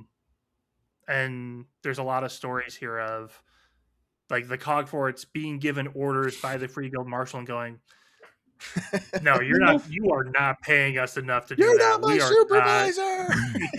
The thing that actually reminded, not to talk about 40k again, but like the thing that it reminded me most of is like the Titan legions in 40k in the Horus Heresy, which is to say like they are allied with like the Mechanicum, but they are technically, and the Mechanicum kind of like helps keep up the engines like the Titans, but like a Princeps and especially like a master of a Titan Legion, you can say, hey, we would like you to go do this, but you can't say, hey, we're telling you to go, like ordering you to go do this. They are like entities unto themselves that like almost always are cooperating with the Imperium and with the Mechanicum in ways that are like beneficial, but like technically their authority is singular. Like it is not, they're not tied into that. And it's the same with the Iron Weld, that like they are almost always going to be like, yes, they will work with cities and do the things that they want, but like they don't always have to, and like they can disregard orders and that kind of thing, which again I loved. I thought that was so cool. Yeah, there's even a comment, I guess, to talk about how the Iron Weld are organized. Just one of the Cogfort commanders was like, I'm going to go to the Forge Masters about this. So now we know, okay, Forge Masters are the people in charge of making the Cogfort. And if you're the guy who keeps on buying Cogforts and feeding them to Chaos soldiers and having them explode, the Forge Masters are the ones going, maybe you have pet Chaos that you're feeding Cogforts to. You don't get any more. And now we get into the real meat and potatoes of how things are organized with the Cult Unborogen. Man, we got them churches. This might be my favorite part of the whole book. I think it's really good. It's really good, and it's not even honestly like I didn't even think it was actually that well fleshed out here. But it was just like the idea, the concept, the principle. I think that's partly why it's so good. Yeah, it gets you spinning. Yeah, it does. It absolutely does. Did anybody else hear when you say it or read it? Cults Unborogen. Unbroken, is that supposed to be some sort of phonetic kind of parallel? Well, I feel like it's got to be because that's Sigmar's original last name, right? Right, it was the tribe that he was part of in the old world. Yeah, he was part of the Unborogen tribe. Is it the Unborogen, or is the Unborogen the 12? I forget. Let me look at it. I remember that he just. I couldn't remember if Sigmar Unborogen. I don't know. It's before my time. If they are the 12 tribes, the original 12 tribes, or if they are. No, they are one of the. Yeah. So he was named Sigmar Unborogen. Which I like. Functionally, this is right. Like the whole idea around all of these cults is like Sigmar is worshipped in so many different places, and there is no. I mean, with any level of like worship and stuff like that, there's going to be different interpretations, right? And that's kind of the principle underlying all of these cults is that the different realms have different ways to worship Sigmar. The different, there's so many different things that they do to. To show their faith in him and stuff like that. And it's so thematic. And I don't know if anybody else thought of this, but it immediately got me thinking of Warcry 1.0, where instead of it being like chaos, we're looking at order versions of just like people who kind of have their own interpretation of the rules and kind of maybe get it wrong a little bit, but they are super into it. So, but like, Oh no, I just I love that, because I think for me, when I was initially getting into AOS, like at the end of second, start third, was that like one of the because part of that was also like I knew a little bit about Warhammer Fantasy and have like learned more since then, but I always loved and was way more into the traditional like pantheon of like human gods in the old world that the Empire worshipped. I think that like there's a dynamism and like there's an inherent like conflict between different worshippers of the gods and different like I think that that's a really and so like when it kind of then shifted to this sort of like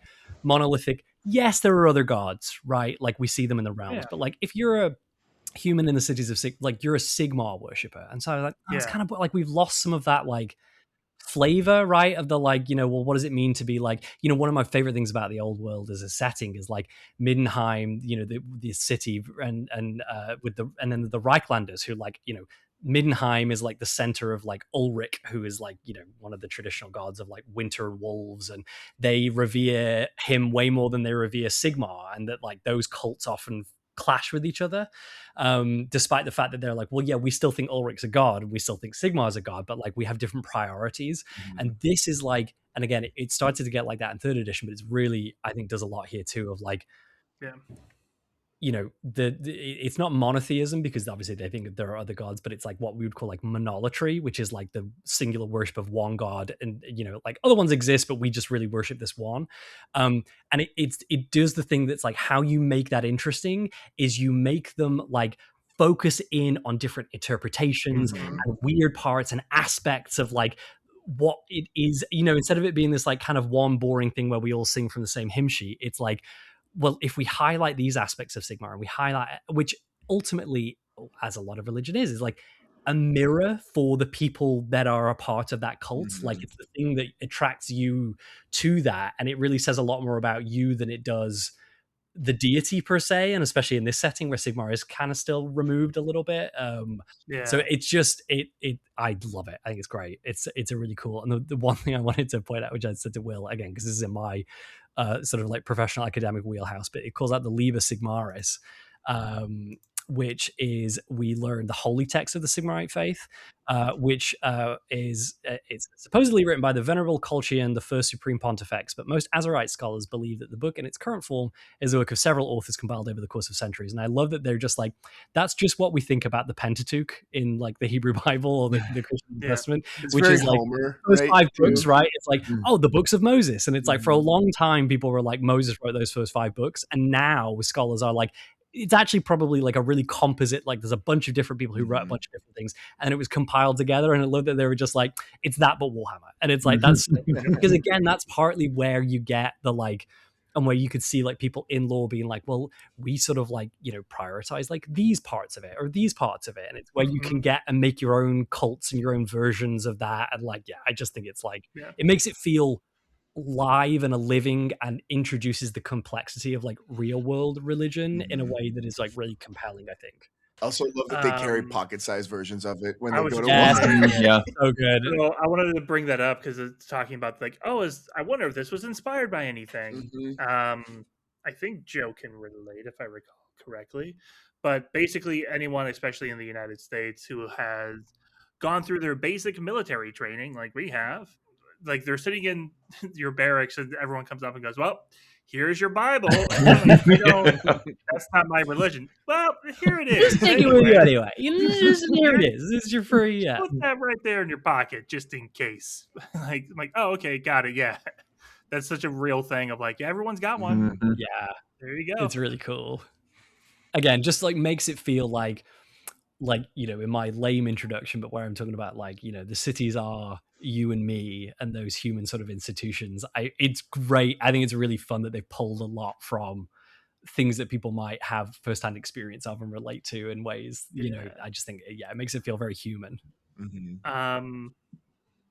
Speaking of very human, humans aren't the only people who follow the cult of Sigmar.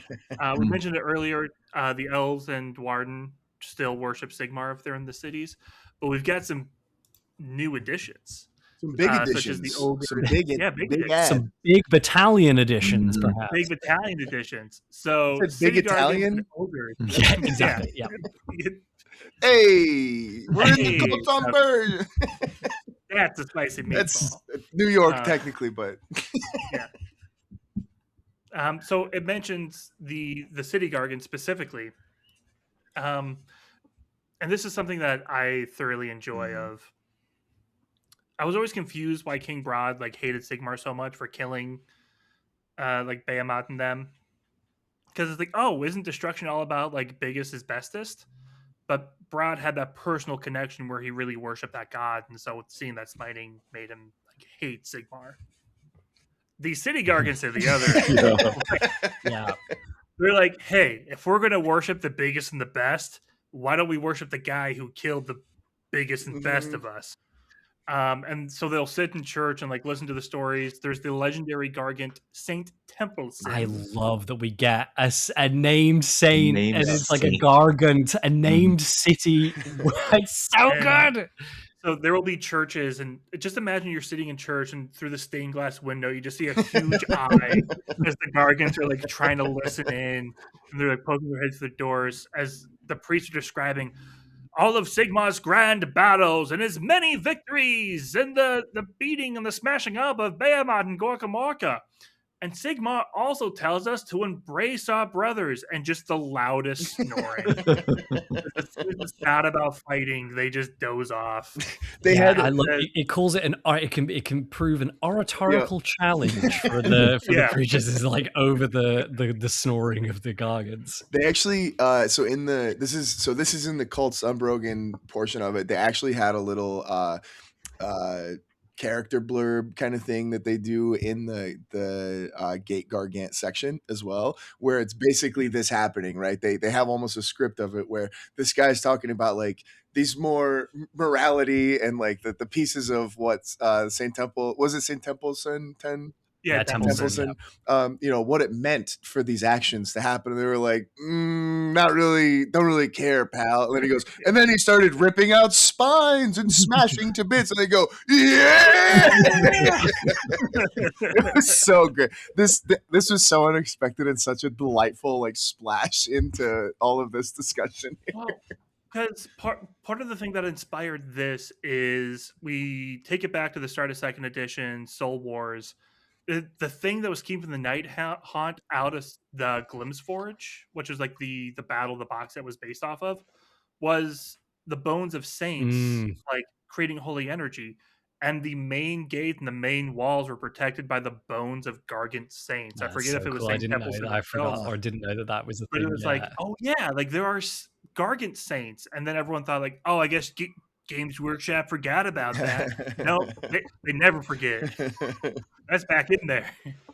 Brilliant. So good. Yeah. Joe, you want to tell us about some of the other cults that we got in here? I feel like we've been trampling over you like Gargants tonight. Yeah. No. All right, cool. Moving on. Yeah. Thanks, Joe. No. No, you guys are nailing this. Joe's like, this is a great episode. You guys are absolutely crushing it.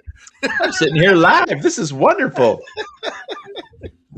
We're just putting the show on for Joe. We're not even recording, Joe. This is happy birthday, by the way, bud. Yeah, thanks. Only a couple months late. Brethren of the Forge, for me, and I think it was just because when I first started playing, the Iron Golems were what I played most, and they actually had our thing is making weapons, and actually them talking about the Brethren of the Forge and going, okay, they worship Sigmar more as a maker. Correct me if I'm wrong. Yeah. So they worship it more as a maker. So they actually make weapons and armor. And then a lot of what they do is bless weapons and armor for the Cities of Sigmar armies before they go into combat, which I just thought was just such a neat spin. Because to me, the Cult of the Wheel, it feels very much like the preachy. They're the preachy side, where this one wants action. Let's get our hands dirty. Right? Exactly. That's what I think really stuck for me for the Brethren. with them too, Joe. When you said the metal parts, when they're forging and stuff like that. Yeah. I don't think it was in this part. I think it was technically in the forge priest section. But they talk about like the reason why they're so into it is because the comets come down and then they give all of these really rare and precious metals that aren't normally available, and that's that again, like Kieran, like you were talking about, it's just such a cool inspiration for where they're pulling this stuff from. It's brilliant. Just such I never would have thought of it as a an infusion of resource in that kind of sense. Speaking of comet, I just want to talk about the comet cult for a second. Just because last episode, when they introduced the Cult of the Wheel, I was like, oh, I really hope we get to see more cults. Because Cult of the Comet has existed in the lore for a while. We actually have a model in Curse City. The priestess is Cult of the Comet. Oh, I didn't know that. I just love it. Because you hear Cult of the Comet, and if you detach knowledge of that or how certain comets are in the real world, you would think, oh, a comet, like the endless spell they have where it's just meteors slamming down on people. But it's actually more like a cult of prophecy and fate. So they're the ones who are going like, oh, Sigmar has a plan and everything unfolds in mysterious ways.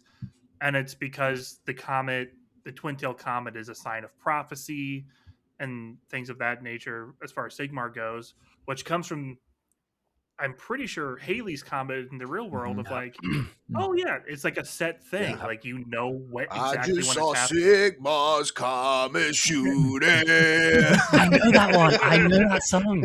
Yeah. Did you see I think it was in a different section, I can't remember where it was, but they have obviously the Cult of Comet, and then they also have the Cult of Dasher, Dancer, Prancer. I was gonna say it's not mentioned here, but it is in like one of the first novels, Spear of Shadows. They don't have a name for it, but it's the people who live on the back of a worm and they worship Sigmar as a worm. So I'm going to call it Cult of the Worm. I love that so much. But it's good to have an answer to like, would you still worship me if I was a worm? What if Sigmar was a worm? Would you still love him? And the answer is is he is a worm. What are you talking about? This guy's lost his mind. This is not hypothetical. What this is dude. You're on the worm. One of the last things I'll mention and this is from the Malice Forge Priest section. So again, talking about the Brotherhood of the Forge, as Joe brought up.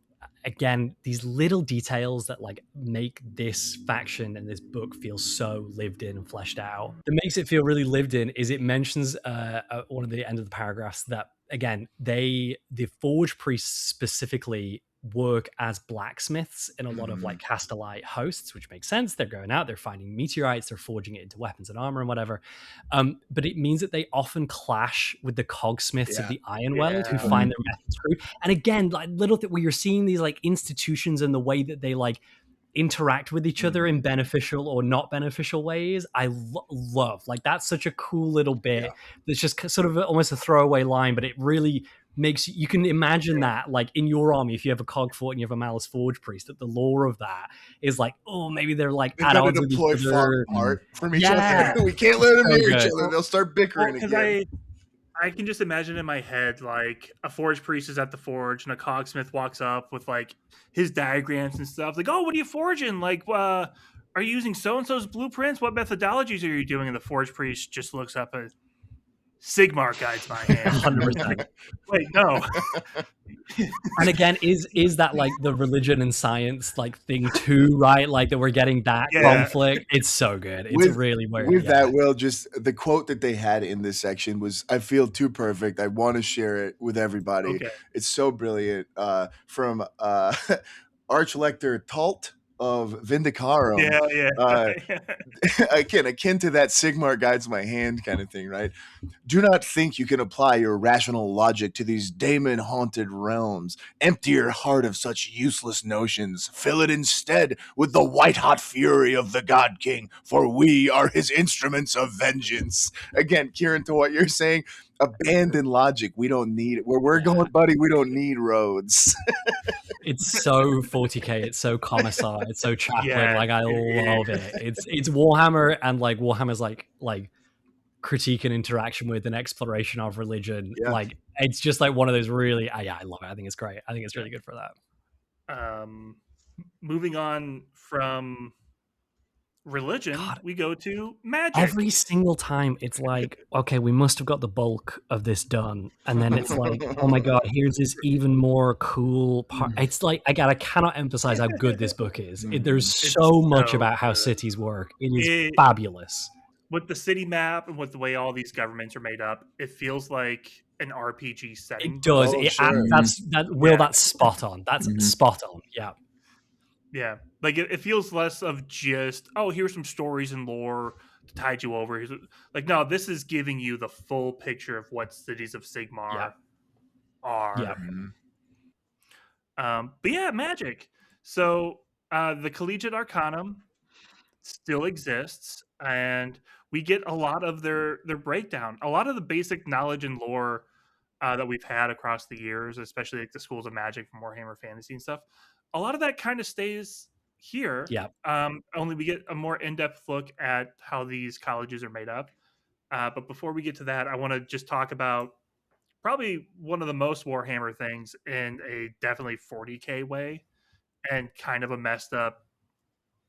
I've been thinking about Star Wars because of the new movie lately, almost Jedi way, which is the Spark Hunters, which are collegiate mages who travel the realm searching for candidates for arcane education. Yeah, this was so.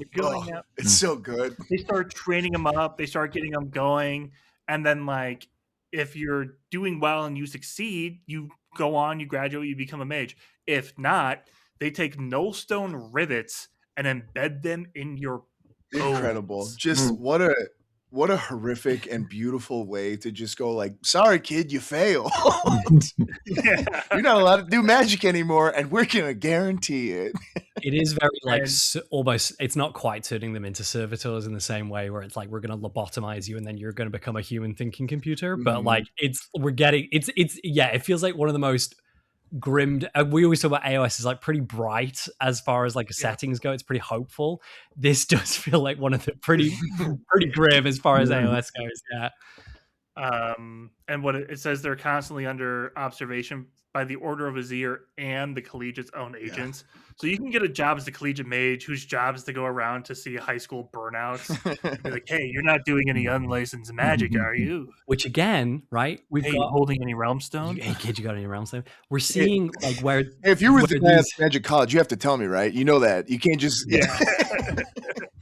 But yeah, we're seeing where these different factions might interact with each other within cities, right? That like the Order of Azir and then the Collegiate Arcane's own agents. It's like, what happens if they differ on like whether one of these like burnouts is like doing something like quote unquote illegal or not, right? That's what we call it, burnouts. What happens if these are people that tried their hardest in their career and weren't successful and then had their life ruined as a result. We go, these losers. It's what the bright mages are called. They literally burnt out. But you know, if the Order of Azir is like, that's too far, but then the Collegiate Arcane is like, no, it's not, and maybe they're serving a function for them in some way, right? Like that's another interesting little story beat where like we're seeing that like there's no one way of thinking. It's that internal faction tension, right? Like you're creating these stories within the stories that can interact in cool ways. Well, and speaking of the tension, I forgot to mention it for the priest, but I'll say it here. There's also blurbs about the priests and the wizards on like in armies, and like how the soldiers view them, and like oh yeah, like everyone stands 20 feet away from the pyrocaster in case something happens. Stinkomancer. And like everyone respects the Jade Wizards for like taming the vine so we can march through clearly, but we think those guys are weird. Same thing with the priests, of like the priests are there like blessing our armors and stuff, but that dude keeps on hounding me about gambling. Like it's great because we're just seeing everything from their own perspectives.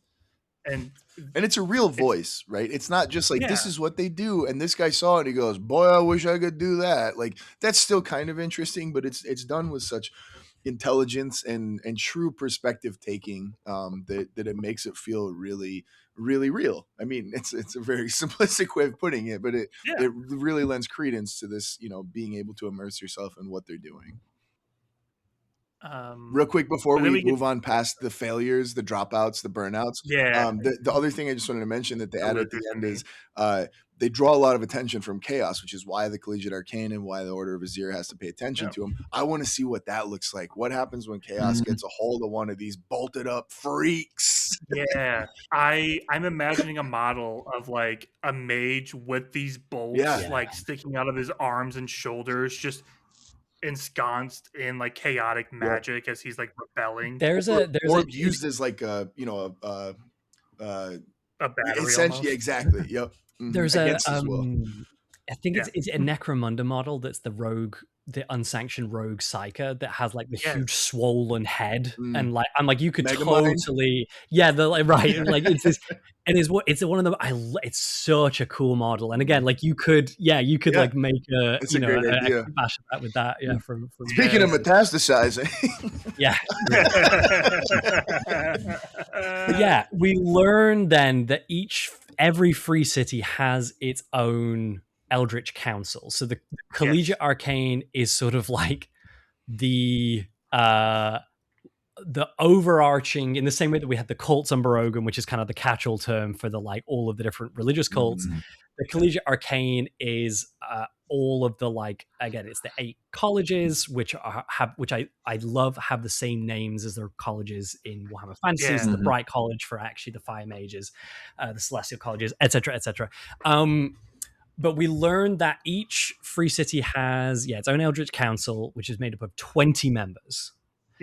So you have, I'm just going to list them off because they're like, we could be here forever. Again, this is like a 1-page thing, but just the like, there's so much, and I love it so much.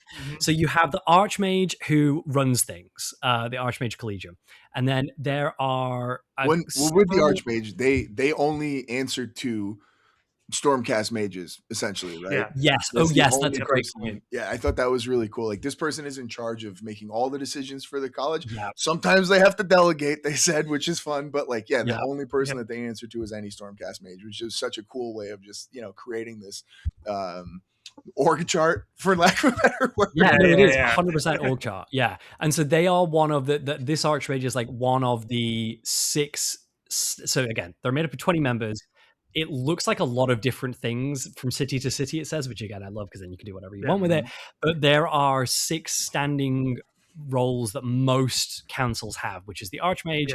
We get the Chair of Hidden Paths, and it talks about some of these, but it doesn't talk about all of them. Does it talk about the Chair? Chair of Hidden Paths is specifically an expert on the use and dangers of realm. Okay, and then we have the Arcanum Optimist, who deals with endless spells, spell hunters, and fallout from the Hour of Ruin.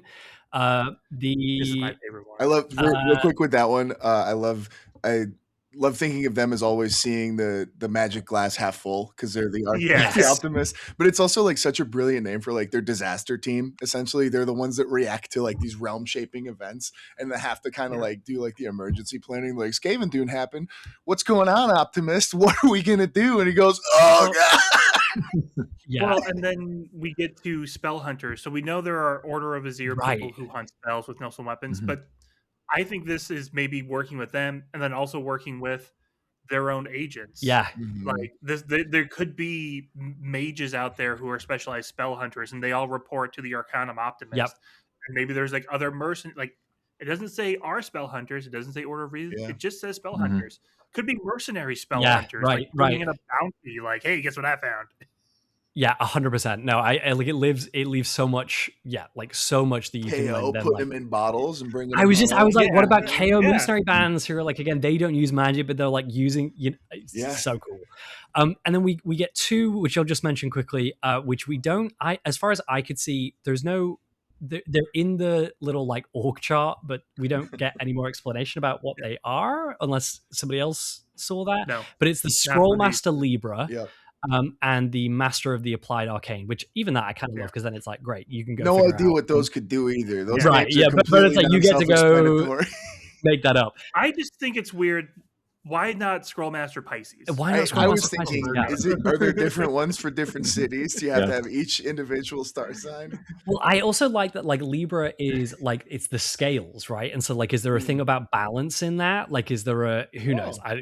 Like, who knows what, like, maybe their job is to figure out what scrolls are worthy to be in the library. Right, like, yeah. Or like librarian, type and thing. then the last named role we have, again, of these 6 that most councils have, is the Magus Exterior, or the Magus Exterior, which, like Will, you started to say is one of your favorites, and I think is mine too. Do you want to tell us what the Magus Exterior I saw is? Joe also. Oh, please, yeah, this is my favorite too. Yeah, no, go for it. So what is the Magus Exterior?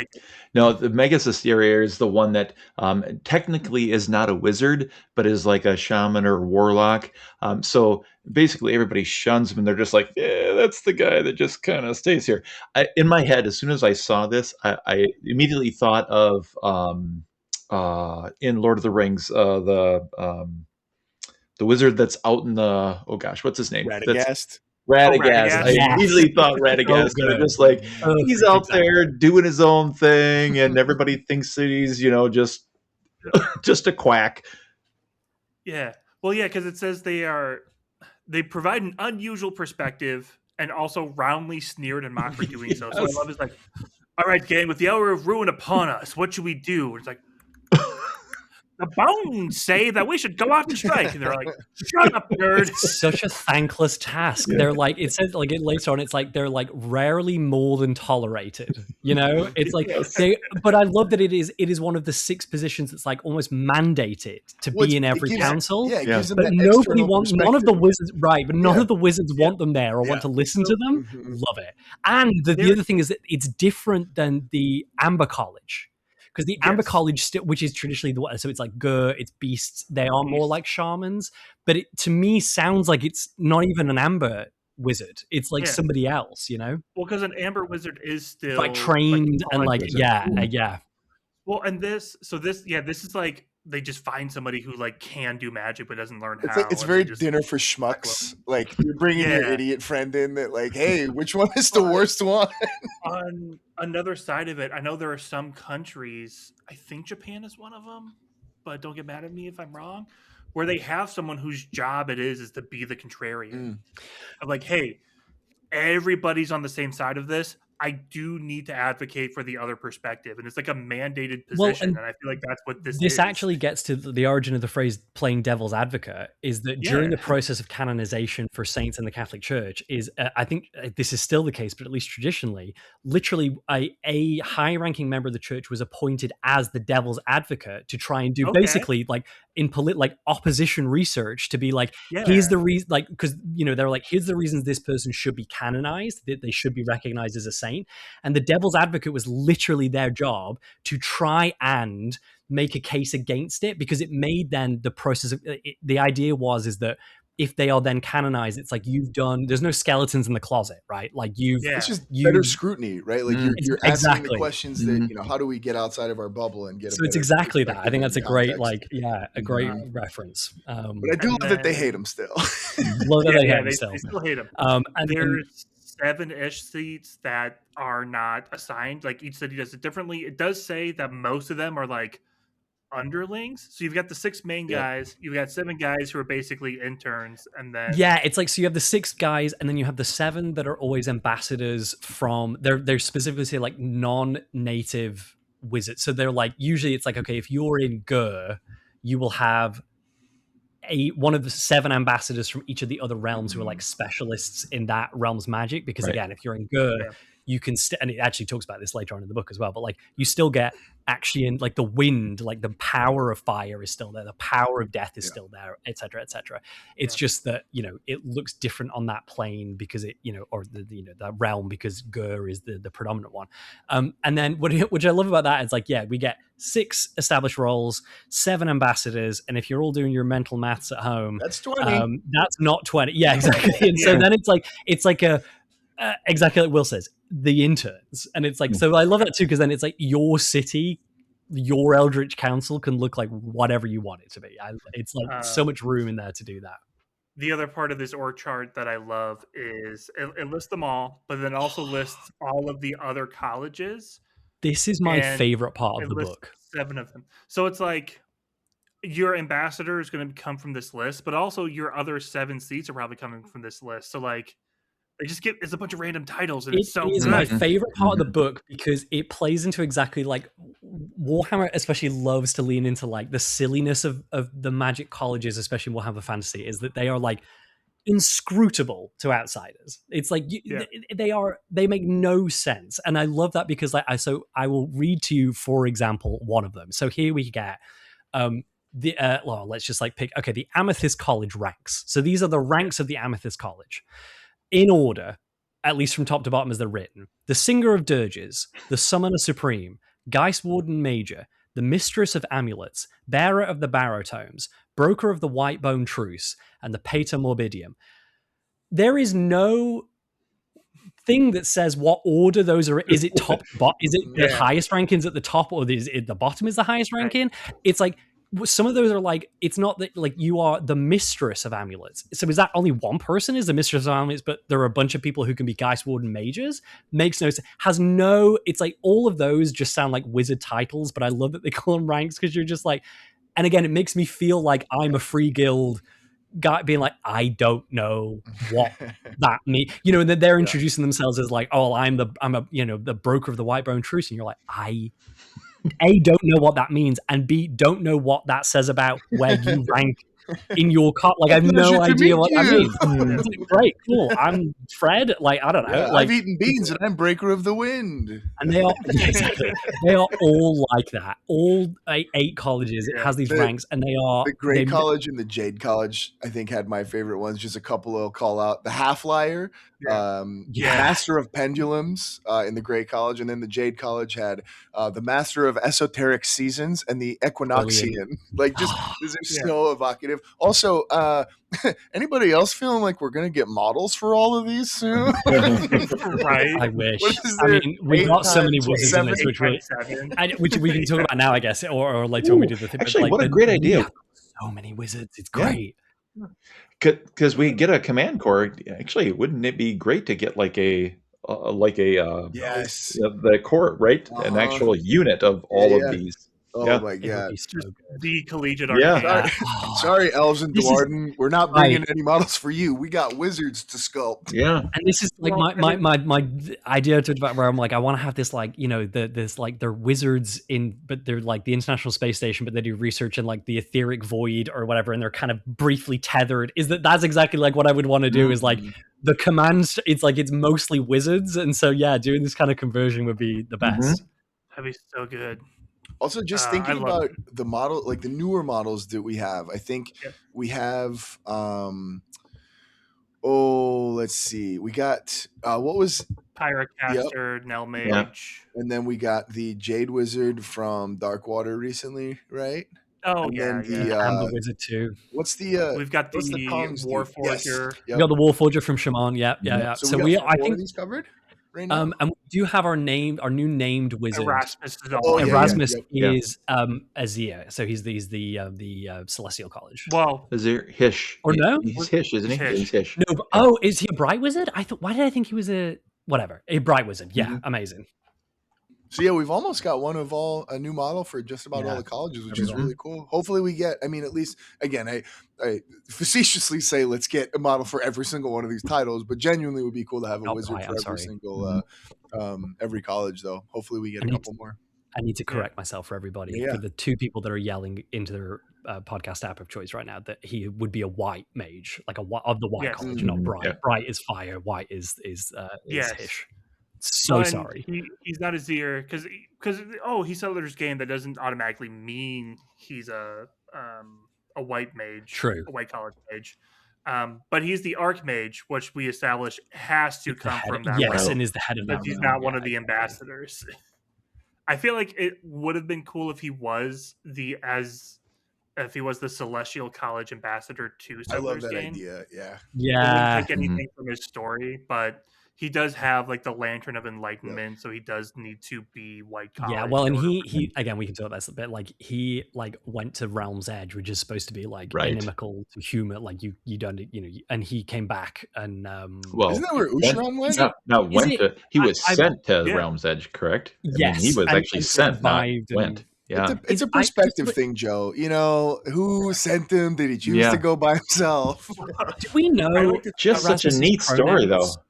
Because I feel like it uses him in, but I thought in one of the things it was they, but maybe I'm just misremembering. I think that they was his counsel. Oh, okay, gotcha. I couldn't remember because especially since we've got a couple of could also be non-binary characters recently, which is great. I mean, I won't roll out he they pronouns. Sure, yeah. But especially when they talk about a model and the person has a mount. Sometimes. Oh, yes, a they, right, as a plural. Yeah, sure. I was going to say real quick, Erasmus, he did go to the perimeter and metrical. Of course, it's, the edge of the realm. So the chance of this happening is almost zero statistically. But there's still a chance that he went to the perimeter and metrical, looked down and just saw Arcan the Black still falling. Like, help me! Man, that's crazy. Just turned around and left. Back I go. Devastating stuff. And then, the last group to talk about is the Order of Azir. The Order of Azir doesn't get a lot of conversation, but we have a lot of listener questions, so I figure we might as well hit it. First, Darth Alec asked, does the Order of Azir get much attention? Just said no. Cal Santola have been sort of mouthpiece for the authors, but we don't actually know much about the Order. I think they actually have less here than they did the previous book. The previous book talked about the 3 different types of orders. Here, it really is focusing on Callus and Toll and Galen and Duralia Vendence sort of as the representatives. And we get a little bit of knowledge, but it's nothing. If you already know about the Order of Azir and like the knowledge that exists ahead of time, nothing is new. Yeah. There was one part with Callus and Toll that I liked. I meant to mention it earlier, but when we're talking about like the breakdown of Hammerhall, they had a little quote in there. This might not be the one you're thinking of, Will, because this one is not as helpful, but it's cool. They had a conversation and they had this very like Sherlock and Watson kind of vibe going back and forth where like I can't remember who was talking to who. I think Callus was saying to Toll, basically explaining like, you just listen as you're going around the city and stuff like that. The Gargants are murmuring and complaining in the taverns. You just learn a lot about what's going on. It had a very it really reminded me of like the way that Sherlock explains to Watson in the story. It's just like this is how you pick this stuff up, man. It's there. All you got to do is listen for it. So that was a really cool little piece that I enjoyed. But there is another question from SageMutt14. We love SageMutt. We actually really get questions because SageMutt is kind of an expert on a lot of this stuff. But it says both Galen Vendence and Hanover Toll are given quotes that summarize their personal views on how to approach being an agent of the Order of Azir. These quotes explicitly contrast what are our views, the hosts, on these different witch hunter mindsets. So I'm actually going to read these 2 quotes, and I'll let you guys kind of process and kind of come up with your thoughts. So first we have Hanover Toll. Bloody-minded zealotry will only get you so far in this line of work. You have to care about what you're trying to protect, even if you're willing to damn your soul to save it. So very much like you fight to protect what you love. You can't just be about killing. And then Galen Vendence is, you have to relish the work. No one can get by in this trade unless they wake up every day with the same burning desire to put traitors and abominations to the sword.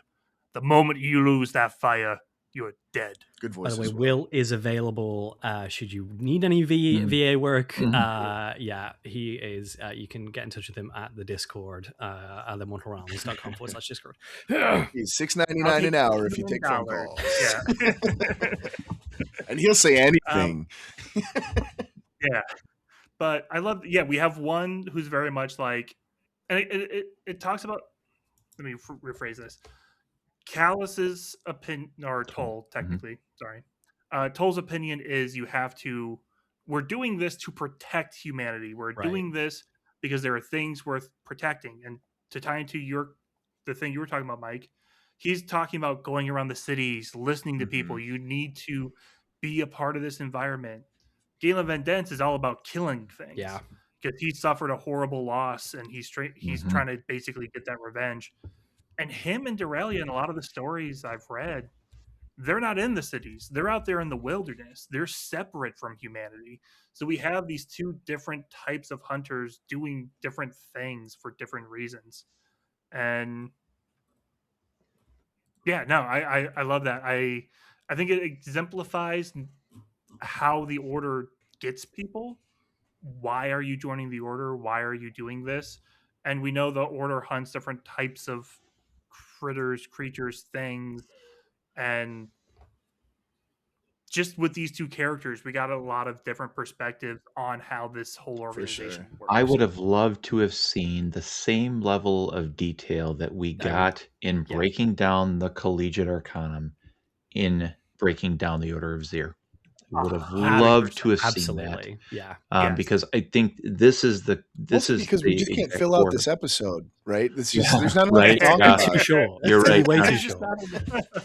I think we're going to try and set a record today, but we won't have to try. Yeah, but I just think it would have been so amazing to actually have some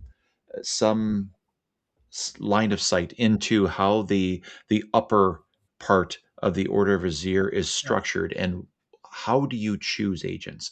Where do you choose to deploy them? And is there a with the Collegiate Arcana, we got this whole, there's 6 positions for inside of each one in each city, but how does that exist for? How does that structured for the Order of Azir? Is there somebody that Toll and Callus report to inside of the city, whereas when the Van Densts are so outside of the city, do they report to somebody different? I really wish that we would have gotten that. I will say Callus and Toll, I think, report to Bastian Carthalos. Oh. There have been moments where they they have this information and they're like, we're going to report this to our higher ups. And then Bastian shows up talking to Neve like, hey, I just got a report from some of my agents. Heads up, and like just feeds her that information directly. Which is interesting because if we extrapolate that, it puts them at roughly the same level of authority as the head, like the archmage of any given city, because they are the ones that can only be gainsaid by a Stormcast wizard. So it's like, again, are they, and whether it's Bastian himself or whether it's like, one of Bastian's underlings who then reports to Bastian. I was going to say, I thought that there was a specific named Stormcast that they actually reported or talked with or worked with. They have one who hangs out with. He's a part of their unit. Callus and Troll isn't just Callus and Troll. Yeah, it's Valius, the Keeper Action. Who carries the literal key to the city. It's so good. It always makes me laugh. Every single model in that warband, like that box, has keys all over them. Like everything is carrying keys. It's awesome. Yeah, it's awesome. It's so great. I totally agree with you, Joe. I think it's, again, apart from the Zenestra thing, it's the only thing that's missing in the book for me. But what a great opportunity. I think, this is kind of a bigger, maybe later conversation, but all right, getting ahead of myself. This is one of my critiques for the book. I feel like it's really hard to pull the pieces together because it's scattered in a lot of different areas. It makes you want to talk about different things when you're podcasting on it. Kind of like the Nurgle stuff. Sorry, completely lost my train of thought there. Bringing it back. What did you just say? Hard to pull together. Future dwarves. We were talking about dwarves. Yeah. So they're not people, but dwarves are people. It was about how probably like you can do your own stuff in it. Is that what you were gonna? Yeah. No, I was talking about like just seeing more organization. I'll say I think the reason, before we get to your thing, Mike, to completely distract you even more, I think the reason is that we don't have generic Order of Azir. Yeah. And so it's like that's exactly what I'm thinking work. Is that like, we have so much opportunity for growth from this book, and it's like, it is a great thing, but it's also like, when and what are we going to get in the future? And I think that is a really cool place that, GW likes money, people like witch hunters cost money. This feels like a pretty easy equation to me. Like, how far can you take that? And, it would be a really, it just like the Hellsmiths, right? People went absolutely nuts for him because they've been waiting for him forever. People want, witch hunters. So, I wonder how much they're going to explore that, generic factions, because that would be a really cool, looking at the density of this book, there's so much in there already. I could definitely see that being a future release, future concept, future exploration that they go into as well, and hope that it is genuinely. Ooh, okay, he's not here, so Ode to Paul. We got Broken Realms at the end of second. We got Dawnbringers at the end of third. I think that we get some series of books at the end of fourth, and the Order of Vizier is actually one of the ones that they tag inside of that. We'll actually have an Order of Vizier book. The one thing I will say too, I just noticed in Galen and Duralia's, because you know how in most of these battle tomes we have a there's always like each unit gets like a little gets like a little page towards the end. Is that it does call out specifically, and I have to say, like, I have not done the Callus and Toll stuff on Warhammer Plus, and I think the Van Densts, don't they have a novel? Yeah, Hell of two now. Two, yeah. So I'm not right there. So maybe there's more in there that like there is lore on this that's just not in this book. But one of the things it does mention is that, the only reason that Galen's many commendations have not resulted in a promotion to Proctor General of the Order is that he enjoys fieldwork too much. But again, obviously we don't know what that is in the same sort of, but it's not that like here's how it's structured. It's kind of like the Collegiate Arcane ones, where you can infer from the name, a Proctologist General. You can probably figure out what that is. Yeah. He's really getting elbow deep in the work. That's why he wears the gloves. Exactly. But in a way too, it does sort of like speak to, I think you're absolutely right. I think like logistically speaking, the reason we don't is because we don't have generic versions of the Order of Vizier. However, I think it maybe also does speak to like, it is way more individual and personal. Like it's like the Inquisitors. I can't talk about 40k again, but like it's like the Inquisitors, where an Inquisitor is like a force unto themselves. They are highly idiosyncratic. Like no one person looks the same in like what they do, but they're all kind of like they all function in these sort of like witch huntery ways. And I do like in the quotes we've heard, it's like you get this sense of like how different Toll is to the Van Densts, right? Like you get a sense of like it is really individual of like what it looks like to the only other person I'm thinking of too isn't Hexbane. He was the he had his whole retinue with him, but they're not in the book. And then we've got Jelson Derek from Curse City, who's got like the yes. So again, it's sort of like maybe it also speaks to how individual this is, that we get individuals, we don't get how the Order works in general, although I do think that it's logistically speaking it's because we don't have But also like in my head of like, okay, what we might get a generic model that probably has a few customization options. We're not going to get like a unit of 5 Order of Vizier sharpshooters. Like that just doesn't seem in the cards. So we might get more info if we ever get like a generic solo agent and call it good. But they gave us Anvil of Apotheosis stuff to just make your own. Yeah, that would be in the same way. Like we got I don't know if you got like the wizards that we got for the Wizard Anvil. Like doing kind of sounds like a cool idea for a Warcry warband. What a sure does. In there, a lot of different things you can do in there. Well, they even say you've got Vendenst Hounds, which is a regiment of renown. But it's like, oh yeah, the Vendensts always hang out with their right. Yeah, with the Wildercore. Yeah. Callus and Toll also hung out with Wildercore, going in the sewers. So that's Order of Vizier. And then the last thing for how is this faction organized? Jeez, that was 2 hours ago. I gotta speed up because it's midnight. Patron of the show, Unheard of KLF3 Val asks, any discussion of trade or interactions between cities other than Hammerhall? How are the cities coordinating and responding? Does Azerheim still hold dominance for power and influence? Yes, Azerheim kind of holds dominance. They're hardly ever mentioned. But just the fact that everyone like they style their councils after Azerheim and all even that leaving stuff. The seat empty, it's like that is as far as trade or interactions between the cities, we mentioned Verdigris helping Living City. We've got stuff of like cities helping each other out. But most of the words here, you said, how do the cities interact other than Hammerhall? I assume they mean Hammerhall, Akshi, and Gyra, because there's a lot of talk about Living City and Hammerhall, Gyra being completely ticked off with Greywater Fastness. Yep, for sure. Because Greywater Fastness is just tanking their relationships with the Sylvaneth, and they're spending all of this time like, no, not all humans. Like, we we're don't even good. think dwarves are people.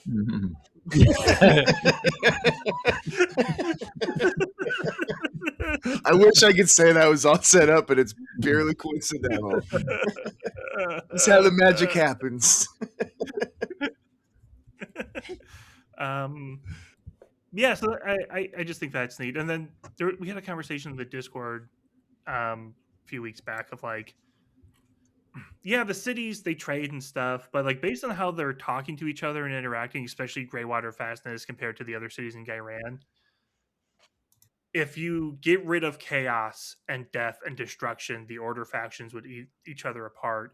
And then you get rid of all the other Order factions, Stormcast's job full time would be keeping the cities of Sigmar from killing each other. Yeah, truly. Like, they're not the best of allies. No. Even in the Blood of Wilds book, it was like Hammerhall Gyra is like, listen, this town's on their own. Like, Living City can't help us. Greywater Fastness can't help us. Hammerhall actually could help us, choosing not to. Like, sorry, like we have these city states, we have these political organizations, and even though they all worship Sigmar and they all fight for civilization as a whole, they're not friends, like necessarily. That's a good way of putting it. They're just no, I think that's so right. Like they would be at each other's throats if if there was not other things. It's like these would be, you play this game and you pick which city it was going to be your faction, and then you'd fight against all the other AOS cities. God, and there's just so much. Again, it's like it's such a long episode already, but like this is like we've not even got into the cities themselves. Like we're talking about like all the others. Let's do it right now. There's nothing else between it. So next is how the lore intersects with the tabletop. Specifically, who and what are the factions, sub-factions? How have they changed? There are not new sub-factions, even though we got verdigris and stuff. Nope, it's the same ones as last edition. Yeah, so we are at the cities now. It's great. It's so good. Like a lot of this, like we kind of, as far as I'm aware, is stuff that we had. Like again, I think the first book, I mean, and all throughout, like has done a good job of like, here are the cities, here's what they do. I think the cool part is like we get a little bit with this new, like we've learned about these new organizations within the cities and how they might sort of apply to like the cities that we do know. I would say the one that gets the most, as Will, you've noted here, is the like Hammerhall Aksha gets a map. Like that's a really unusual thing. Like we don't usually get maps. It's like really cool to see like, oh, this is like what the great city looks like. Which is really fun and really cool. And so like that gets a lot, and we get some of the again, the map has like 1, 2, 3, 4, and then you get little call outs about like this is what the Stormrift Realm Gate is like, this is what the drudges are, and that kind of thing. So we get Hammerhall actually specifically is really gets a lot more fleshed out, which is cool. It's the only one that gets that level of detail, but for sure. There's lots of little bits throughout as well, because like Cogforts, which we'll talk about, but like Greywater Fastness does a lot with Cogforts, and so like there's a lot of these like call out posts. That makes sense. They're like, here's what the Cogforts did wrong. On blast. Here's why you shouldn't use them. Are Cogforts ruining the realms? Exactly. There's a lot woven throughout where you'll get like a little like quote that's like specifically speaking about here's what this unit does in this specific city and that kind of thing. And so they feel, again, it feels very like we're hearing about like, well, how did they do this and how did they do that? But it's not just in their little like, here's where we read about Misthaven, here's where we read about Settler's Gain. It's like kind of spread throughout. And new characters. They do have those individual, like there is a section where it does individually call out the cities, but it's also like blurbs. And again, you got to kind of condense a lot of different areas if you want to know everything that's going on in there too. Are we going to run through the cities in that like that? We want to do that real quick? Or does anyone want to pick like just one city and that kind of stood out to you and something you want to say about it? I'm going to say that Aksha was. I already did that. And then actually, that we got there. But genuinely, like, again, thinking about it as like an RPG source book, like this felt the most like, getting a map, and you can kind of be like, oh, I'm going to be at this point in the city or whatever. That was fun. I think Settlers Gain probably is best to talk about with Erasmus' That makes sense. Yeah. So I think I'll just call out Lethis real quick, just because we have a listener question. So Lethis, City and Shaiish, I mentioned they were attacked by the OBR and like held them off. One thing that got introduced more this time around is their emphasis on Morta. Yeah, that's great. Came up a bit last edition, like it was mentioned.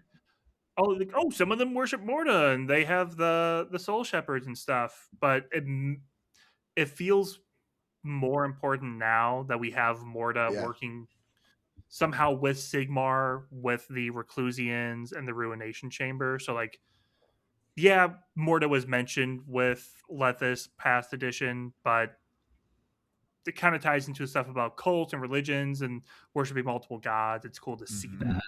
It was and tied into Lethis. With Morta specifically too. I like that they alluded to this fight with Nagash. What I would call a Morta combat. But like we talk about Morta, but never actually like Morta's not like necessarily present. It's just like, no, Morta's in the shadows, keeping an eye on us. Maybe it was consumed by Nagash, but we think Morta is still hanging out, just keeping an eye on us. Thanks, Morta. Yeah. Thumbs up. Yeah. Also, Nagash despises the city. Love that part. Absolutely hates it. Constantly doing everything he can to get rid of it.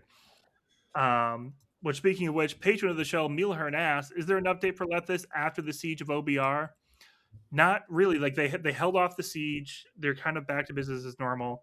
The one thing I wanted to point out is, because Cogforts is the big thing, we barely talked about it. It's crazy. Is just that it specifies the Black Comet is the Cogfort that just completely obliterated the Necro Titan, which is like a kaiju bone mech the OCR created to lay siege to the city, and just a Cogfort just boom, dead.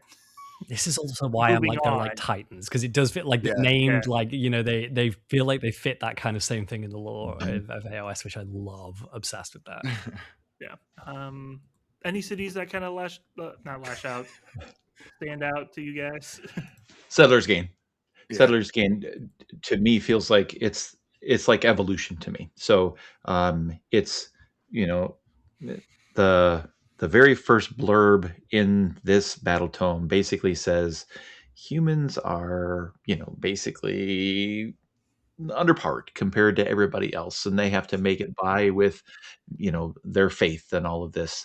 But this Settlers Gain feels like, okay, the next step of evolution where we are trying to be have, I guess, take a more knowledge and artistic path than all the rest of humanity, and be this kind of bridge in between the way humans are in every other city and the way Aels are right now,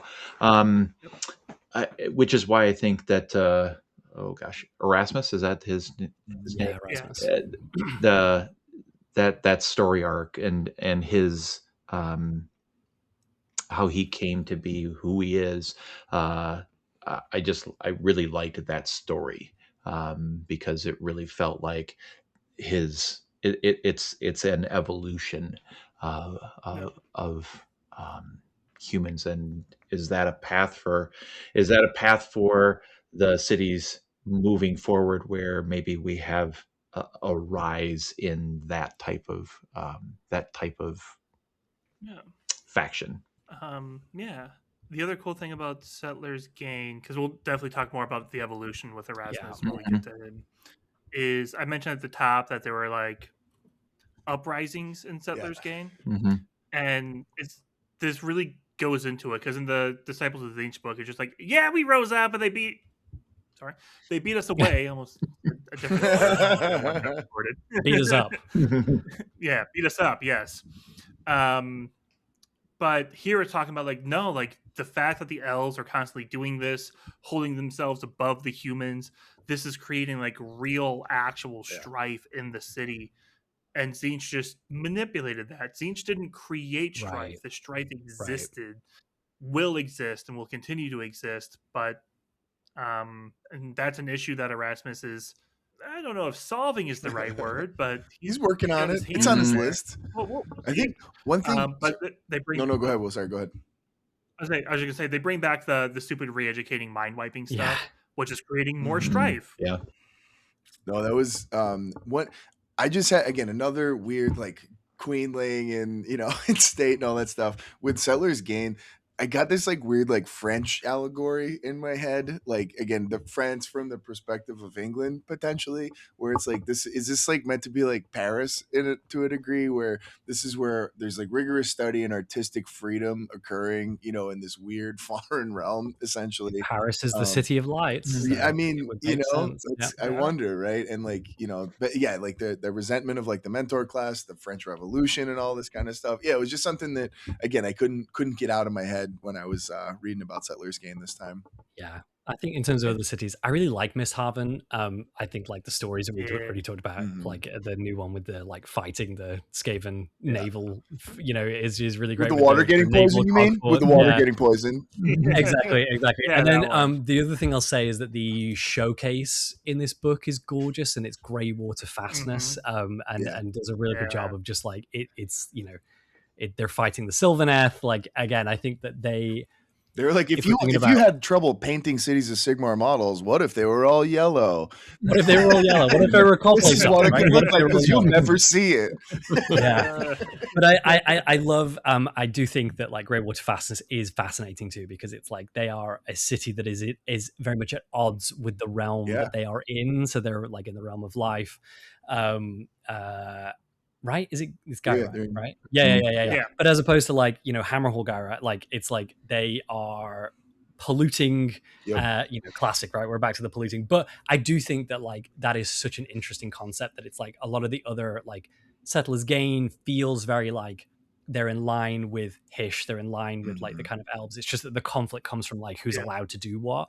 Misthaven again, I really love, but it does feel like they're shadowy and they kind of like it moves, right? Like it's on the waters and it moves. Whereas like I really love like, hey, what does it look like to do a city that is like totally at odds? Like you would think that Settlers, the Greywater Fastness should be like in Shaman or something, right? That it's this like industrial powerhouse. I love that it's like in the realm of life. And I think that's another cool, when you're thinking about your own cities and the own stories that you want to tell, it's cool to be like, well, what is like a city that looks totally not like Akshi, but is in Akshi look like, et cetera, et cetera. I just think that's so I think it's a cool example in lore of like, hey, you don't always have to do the thing that the realm might lead you towards. It could be totally at odds with it. The counterpoints to the the normality makes the interest in it, right? 100%. The conflict is I just wanted, since we mentioned it, Gyran, I wanted to thank the sponsor of this episode, Barrow Guard Powder. After marching through the swamps of Gyran for months on end, are you tired of it? Are you suffering from Gargant's foot, getting grot rot in your trousers? Try Barrow Guard Powder. It absorbs all the moisture and your soul to keep you dry and comfortable all day long and for eternity. Side effects of Barrow Guard Powder include having your soul stolen for all eternity by an evil undead god. Barrow Guard Powder may drain the life force from your body, leaving it a desiccated husk. Be sure to consult your war surgeon before Barrow Guard. Using Barrow Guard Moisture Guard is right for you. I'm so glad that we're padding out this 2.5 hour recording. I wrote this stuff. I'm getting it in. Gosh. All right. As far as the cities and subfactions go, real quick, question from host of the show and member of the Pantheon, Payman, asks, any new cool cities? There's just mentioned define new. So there's just a box out of the Dawnbringer Crusades, and it's like most of them fail, but they list 4 specific ones, or like these ones are promising. Wink. Who knows what's going to happen in the future? Wink, wink. These 4. So who knows if they actually become anything or if it's just a point on a map. But we get Bard's Gorge, Sanctor, Stormcliff, and Drevin. Great names. Great names. I like Bard's Gorge. Good, I would clear love winner. a more, like an artsy city. Oh, I was thinking more of a City of Excess where you're just gorging yourself as a bard. Oh, that's cool. Oh, yeah, exactly. There's immediately that's the Slanesh Battletome comes out. Exactly. And I like recently conquering Bard's Gorge. Exactly. And I like that it doesn't tell us what realms they're in again. So I think that could be really cool. It's you pick up and do your own thing with them. As a patron of the show, Chrisling asked, "Do you feel a Battletome is a fair balance between previously known free cities and new ones?" No, it's all previously known. You set a timer for how long we talk about the old ones and how long we just talked about the new ones, and you tell us. Question back to you. And then notable special characters. There's only 2 new special characters. We actually talked about most of the other ones. Yeah. Any of these special characters anyone wants to talk about? Yeah, Erasmus. Yeah, Erasmus is just we're going to get to a point where we talk about our favorite, and spoilers. I just love the story, the lore behind this character. The model is amazing, but the lore behind the character and how he gets to the point, and actually the Ales sending him out to Realm's Edge because they want him dead. Yeah. And then he comes back. And I lived. I live, but not only I live to the point where Teclis wants to talk to me himself, and then he disbars everybody that sent him out in the first place. It's just amazing. I just love that story. Well, and the reason they wanted to get rid of him is because he was studying, magical discoveries that dated back to the Akari Dara, also known as Spirefall, which heralded the age of chaos for elves, and Teclis needed to restructure their society entirely. And this human's out there meddling with it. I love that. This dude's he's gathering artifacts and knowledge that has in the past destroyed elven society, and is creating a special council known as the Lucid Fellows that are finding loyal members and putting them in positions of power in Settlers Gain. I love this. It's really good. It is really good. Yeah. Other new character we have is Jorvin Creel. Every time I say his name, I get the Purple Rain song. No, not Purple Rain. Chocolate Rain. Sorry, Jorvin Creel. Some stay dry and some will fit. Sorry, no. Will, I feel like you painted him, right? So Paul painted Jorvin Creel, which means I had to paint replacements for Jorvin Creel. They look great, by the way, Will. Good choices. Thank you. Yeah. Jorvin is cool. So Jorvin ties into a question from patron of the show, Val again, Unheard of KLF3, which is, any updates on Amelgard and what's been happening with their people? Is that still something the cities are interested in? Very much yes. They're still trying to get there. There's even a story in, I think it was the Daughters of Cain Battletome, either the Battletome or it was on Warcom, of the Daughters of Cain actually saving Amelgard rebels from the Skaven, and the rebels well, we're still not allies, but don't kill us, please, as we walk away. So Jorvin is someone who is from Amelgard. He wants to take back his city. So he gathered a mercenary fleet of sellswords off the ravaged coast. And he's like, yes, me and this great naval army are going to go back and take Amelgard. Hey, why is the sky exploding over there? And the Vermin Doom just wiped out that fleet. In the Ravaged Coast book, there's a location that is a recently destroyed fleet. Well, now we know where that came from. So he had his army to take back the city, and then they all died. And so now it says he's basically without the funds to lay a siege. So he's protecting people near Amelgard and stuff. I think we might still see that event happen, but it's cool they introduce him now to plant the seeds for later events, which is nice, and not just have him show up in middle of the end of the edition books. Yeah, right. Battle Planet, Amelgard. Yeah, so I think that's cool, planting that seed. And then it's not a new character, but there was a question from Val, which is what is Pontifex, Zenestra, and Talia been up to? We talked about Zenestra. Talia has taken the new strategy of Cogfort's March Forward. Yep. She actually gathered the Iron March. The Iron March is a specific Cogfort deployment from Hammerhall Aksha. And, actually is full of brash people. She's the first person to Cogfort's not for defense, Cogfort's for attack. And kind of marched out there and is doing her thing. She's out there trying to reclaim the lands. I thought it was very interesting that she put forth this idea, which was then championed by Bastian Carthalos. Yeah, she went to him and was like, Yes. "Yo, check this out," and he was like, "Whoa!" And literally that transition from what if instead of playing defense, we started blowing them up? Yeah. Yeah. When I was reading her entry, I also noted, I'm sure it was in the last one too, but Infernadine, the Manticore, could kind of be considered a weapon, right? And kind of like a spear, even. And I realized that she has to maintain focus at all times to ensure he doesn't rip things to shreds, which is kind of a mutation-y, transformation-y kind of thing. So I just noted that. Yeah. I thought it was kind of cool. How could you do this to one of AOS's coolest models?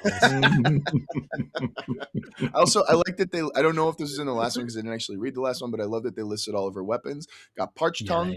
That can, it's a weapon it's like a sword that can cut through a steam tank. Mention of steam tanks, which was kind of fun. Brought them back up. They still exist. Great axe called Justice. She just killed a guy that wasn't worthy of wielding it, essentially. The Hammer of Zeal, which is a Cult of Unbroken relic, which kind of gives her credibility from those cults.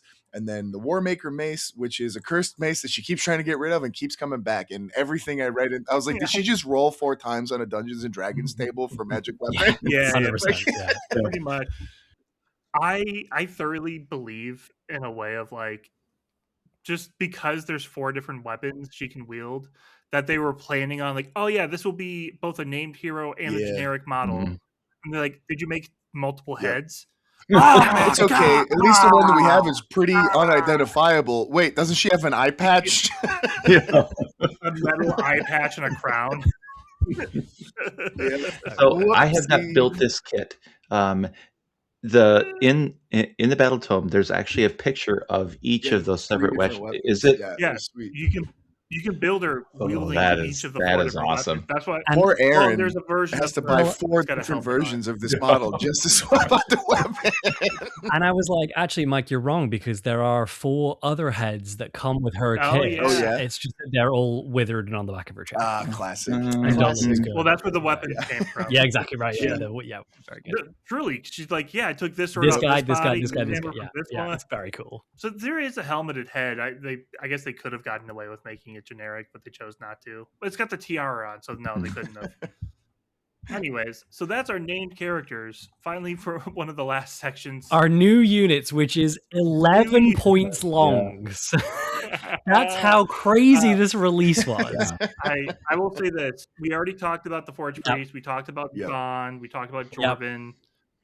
So let me briefly go Pyrocaster and Nelmage, which are the 2 new generic wizards. You might do a brief. I got a little addition for you. Okay, great. Pyrocaster, he phenomenal model, looks exactly as you think it would. His eyes are covered because it is a tradition of the Aglaroxy Mage Holds, which is a society empire that existed in the Age of Myth or the Age of Chaos. Myth in Akshi, which is very, very cool. So they're keeping alive this ancient tradition.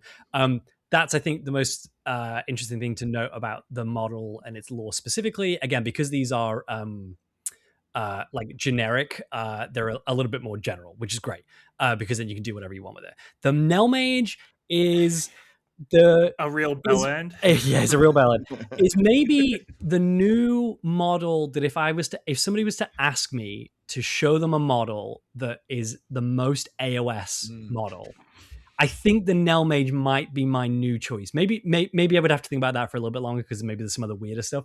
But he has. We got time. Go ahead. He's a death mage with a scythe, right? Yeah, exactly. Yeah. Death mage with a scythe. Or, okay, it sounds already like, we've had that before in Amethyst Mages.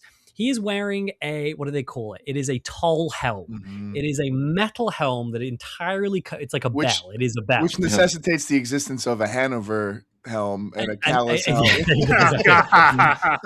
And there are two...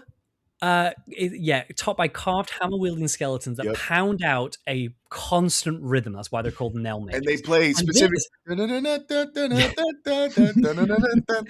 Believe it or not, so he's basically wearing a helmet that is a bell that is constantly being rung. Yep. And this actually is the thing that keeps him sane. Yep. This is the piece of equipment that this constant ringing allows the Nell Mage. Exactly. Yeah. Allows him to tune out the whispers and the voices of the dead and the spirits that the Nell Mage is hearing, and allows them to actually attune a semblance of insanity. And what I love is this kit. It doesn't show it in the Battletome, but we've seen it in the thing. It comes with a visor up version. It's so good. It's so good.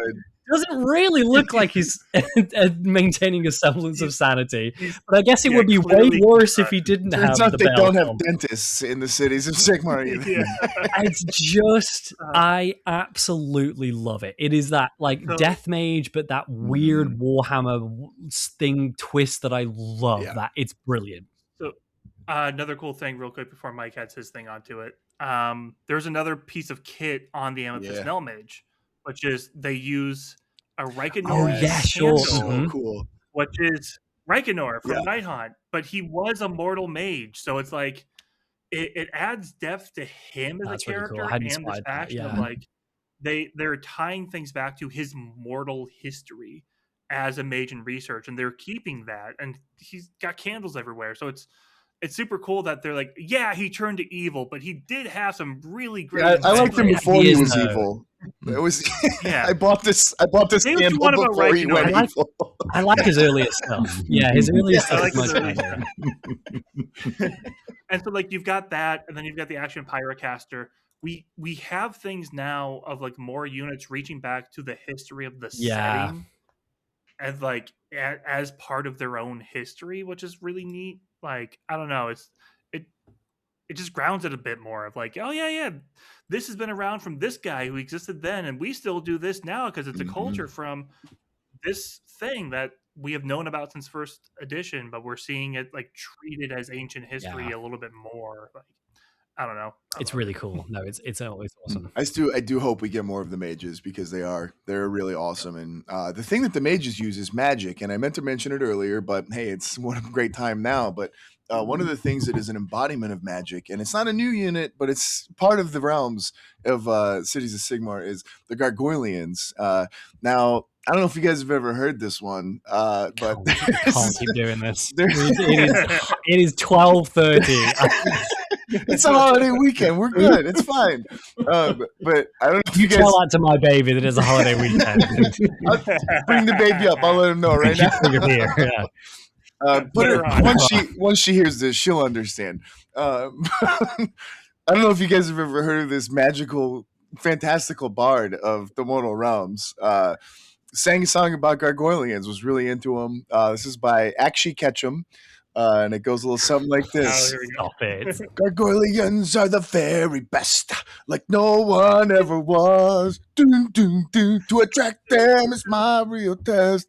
To train them is my cause. Doom, doom, doom. I will crusade across the realms. Dawn bringing far and wide. Doom, doom, doom. It's Gargoylian to understand the magic that's inside. Gargoylians, gotta catch up. Oh, it's you and me.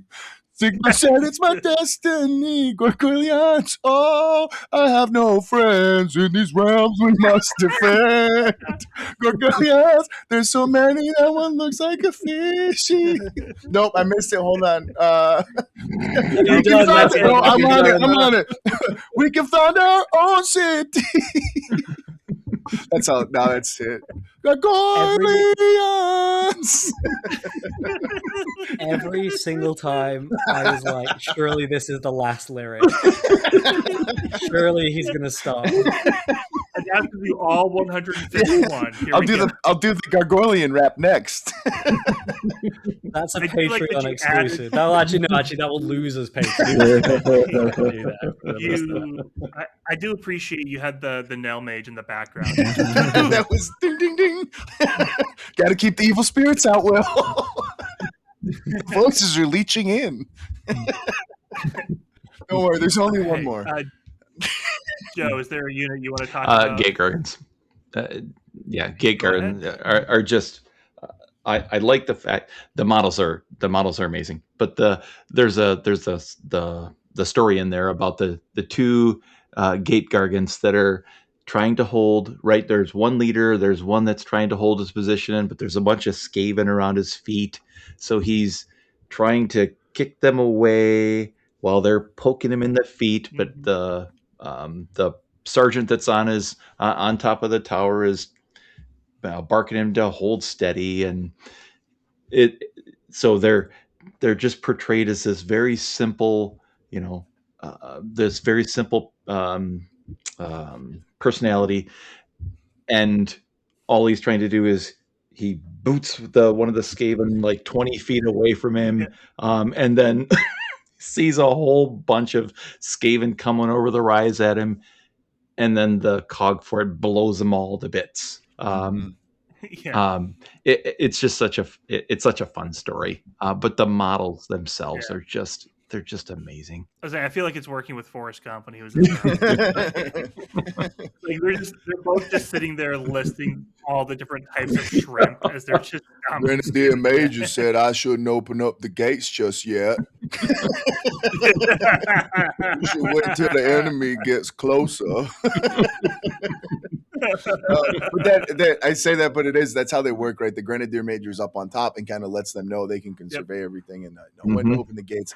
I love that they said that they're reviled by non-city dwelling Gargants and ogres and stuff like that because they're not fighting. They're not just eating whatever they want. They're trading services for food. So they're, not considered to be, loved in any way, shape, or form outside of their crew. And then they're still crazy and they still get a little wild. So they have to kind of domesticate them essentially and do whatever it takes to get in there.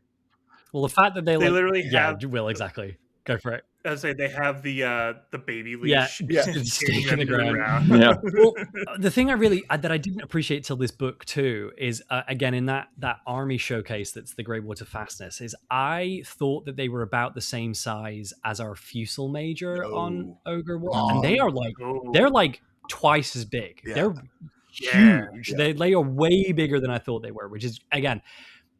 I really encourage, like if you have this book, I think that this, I know I'm talking about it again, but the showcase, like the only two new units in this showcase are the Gate Gargants and then the Cogfall, but especially for Greywater Fastness, it totally sells the image of them as like they are the moving fortress, like they are we have the gate, oh my god, it's 12:30. So you've got the towers. We have the shield wall in front with the guns, and it just like the gates and then the Cogfort. Really, like if you took those out, it would be like it's what we know from 3rd edition, which is like still really cool and great. But like this is just next level in terms of like what Cities is and what its aesthetic is. I just think it's brilliant. It's amazing. Mm-hmm. It makes me wonder, this is like, I was trying to think when this came out, like what else could they do to have like the moving castle? And I was like, maybe some kind of moat, but also I would love to see like a dungeon, like a mobile dungeon. They might not do it because it's kind of close to like slavery, but like, I think it would be cool to like have this like rolling cart that like they have to pull along. Essentially, I think that'd be really interesting. Like, have people shackled to it and stuff. But like, what else can you do to make that kind of stuff? Because this, it's so evocative and so brilliant. I also thought when I looked at these, made me consider the old dating games that they have, and like having an army that you've got 6 Gate Gargants in there, and he goes, "What's behind gate number 1?" Just what do you get? It's Jorvin Creel. Yeah. Whoa. He's an outcast from Anvilgard, and he's looking for an army. It's Jorvin Creel. think it's time to talk about the biggins. The cog. We just talked about three hours into this episode. It really tells you how much there is talking about cogforts, and there's so much to talk about cogfort. Yeah. Honestly, the book is mostly cogfort. I mean, yeah. So, gosh, come on, everybody, deep breath. Tomorrow's gonna be tough, but we gotta do it. This is for the listeners. Yeah. Damn it.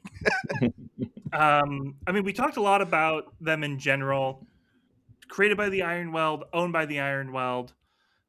They're going out to war. I think the main thing we haven't talked about yet entirely is the fact that because it's like all contracts and yada, and they can be stolen, is that cogforts can be used by any army. Yes. And the book has a lot of examples of how that could happen. You have Nagash cursing a crew to always betray people. You have people willingly turning to chaos.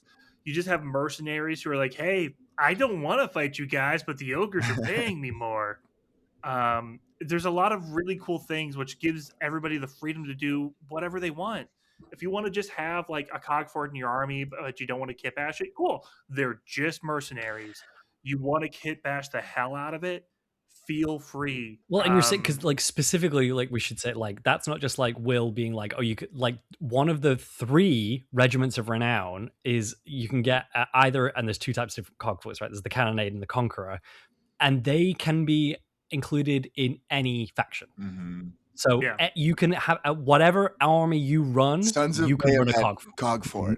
They didn't say no. They said, yeah, let them have a go. 100%. Let the boys play. Yeah. Oh my god! Okay, conversion. Oh, I'm like bonus episode. Where we just put feet on it. Ideas right? Yeah, he's wearing. Yeah, it's like 100%. Oh my god, phenomenal! Like a barrel. Yep, love it. Yeah. But yeah, like that is a real thing in your like any army you run. You can run a cogfort as a rogue engine, and again, which gets to like what Will was saying in the lore, where each castellan captain is a lore unto themselves, right? Like they technically don't answer to anybody else. And so, like there's plenty of mercenaries and sellswords, or like, Nagash, who might just reanimate a crew and they are now like in part of your death army. But yeah, amazing.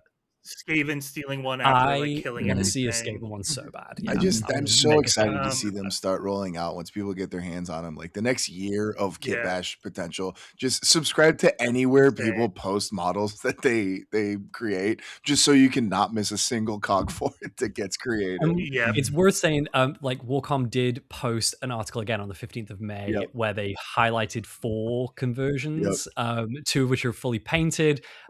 It's this one of them is like Lethis, and there's like one of the new death like gates is on the front. There's bats flying out. It's phenomenal.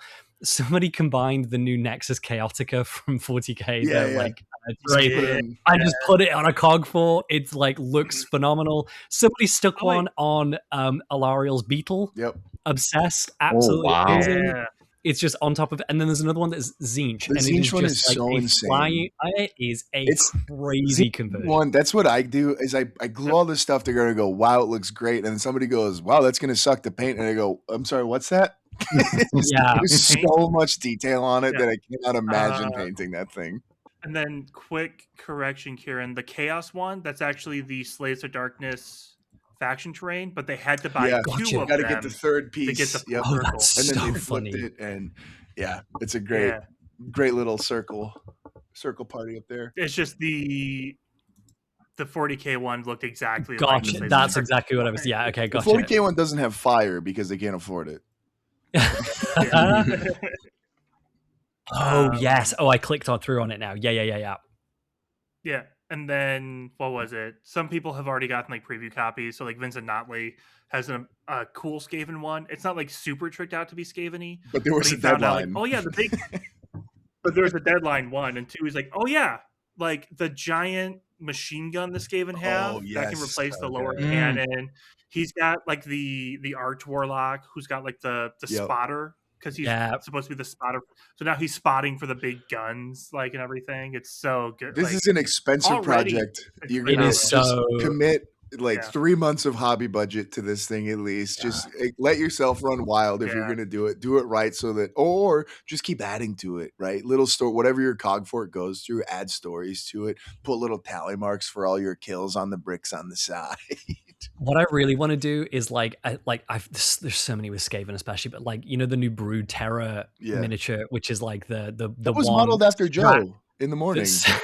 That's sewn into the big hulking, like that, and then like green stuffed into like the so it's like the fleshy like rats that have been like sewn onto the fort, and it's like the big gun. Right. I just like Here's lost his mind. He's the clan Molder. No, the flesh cog fort does sound insanely cool. Yeah. Right? And just like there's so, and that's like one sub faction of one faction. Right. It is. Yeah, it's brilliant. I think this is the best. I mean, financially too, because then it's like everyone's gonna go out and buy cog forts, but it's genius. Exactly, you know, it's like exactly right. Yeah. It's I love it so much. Real quick, patron of the show, Klaus M.A. We love you, Klaus. Asks, cog forts were mentioned as far back as Mirrored City, probably before even. Is there any lore on cog forts that pieces the history together and vindicates Eric Oakland for his early obsession? There is nothing that travels back in time and says like, yes, cog forts have been around for. No, the cog forts were hiding in the woods the whole time. They just walking out. It does say they were mostly on defense, and now they're in offense, and that's why we see them. But they have been around forever. And if anything, to me, the new Cogfort model is a vindication, because the Stormvault novel mentioned Cogforts, and it mentioned a Mega Gargant like reaching up and grabbing people off the top of it. And the sheer sense of scale, they described it as a tower, and there's a lot of references to it as a tower. But then you get the Warhammer Plus animation for Gunnar Brand and the Brands, and then you get the Soulbound art that shows Cogforts as being sort of like more long, like a steam tank, like very much more like a large steam tank with legs. And I always felt that never matched the descriptions. This matches those descriptions. This is the Cogfort that they like. This is it. So I feel like it vindicates that a little bit. And then they do have a blurb of like, every Cogfort is highly customizable, which explains one, how everyone can kit bash them, but then two, why we see multiple versions of Cogforts throughout the eras of like, it's not that there's just one Cogfort blueprint. And if you even look in the literal blueprint that they gave us of Cogfort. I'm so glad we're talking about it because it's amazing. Blueprint. It's so cool. But there'll be Cogforts that are designed that have the same loadout, but it's different. Like you can move the pieces around the way it's designed. I think there's, if I counted correctly, like 7 distinct Cogforts in this book. Yeah, in terms some of them like, are simple paint jobs, but just the way parts are moved around is super neat and like highly customizable. Well, and I think again, like I think this is a good point, because the other thing I wanted to touch on with Cogforts definitely again was coming back to the Iron March as the army of renown. So normally the way you run Cogforts is you get a Cannonator, you get a Conqueror, and the Conqueror is the one that is your troop carrier basically, and is it the Flamer on top? Yeah, Flamer on top, Gate on the bottom, and then the other one is cannons and cannon, right? It's like cannon and cannon. So like that's your but if you take the Iron March, you get access to 2 more variants, like again rules wise, and you get like this book is so crazy because it literally gives you like 2 brand new war scrolls, which is the Immolator Cogfort, which is Flamer up top, cannon on the bottom, and you get the Linebreaker Cogfort, which is cannon up top and then troop carrier, like rampart thing in the bottom. So it's like in the kit, all those things you can then run in this army of renown. But you get, this is this is again one of the reasons I love this is actually the Iron March. This book so much is the Iron March because every new rule that you get. Sorry, my cat is like. There we go. Every rule or battle trait that you get is named after a crew member of the Iron March. So like the battle traits. The battle trait is actually the one that's not. But the commanders of the Iron March, right? Which is like so you get. It's a passive ability, but it's called Castellan Captain Vian Filson. And we get a little bit here. Infamous for launching amphibious assault on Cruel Boys camps in the swamps of Gairan.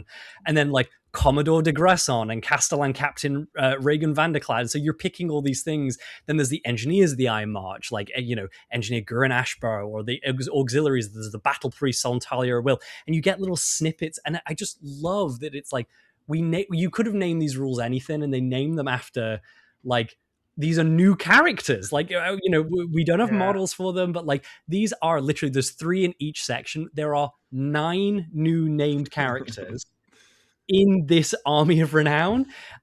It's fabulous. And again, it's like the way that it works is like you can include any of the 4 variations of the cog fort, 2 of which are exclusive to this Army of Renown.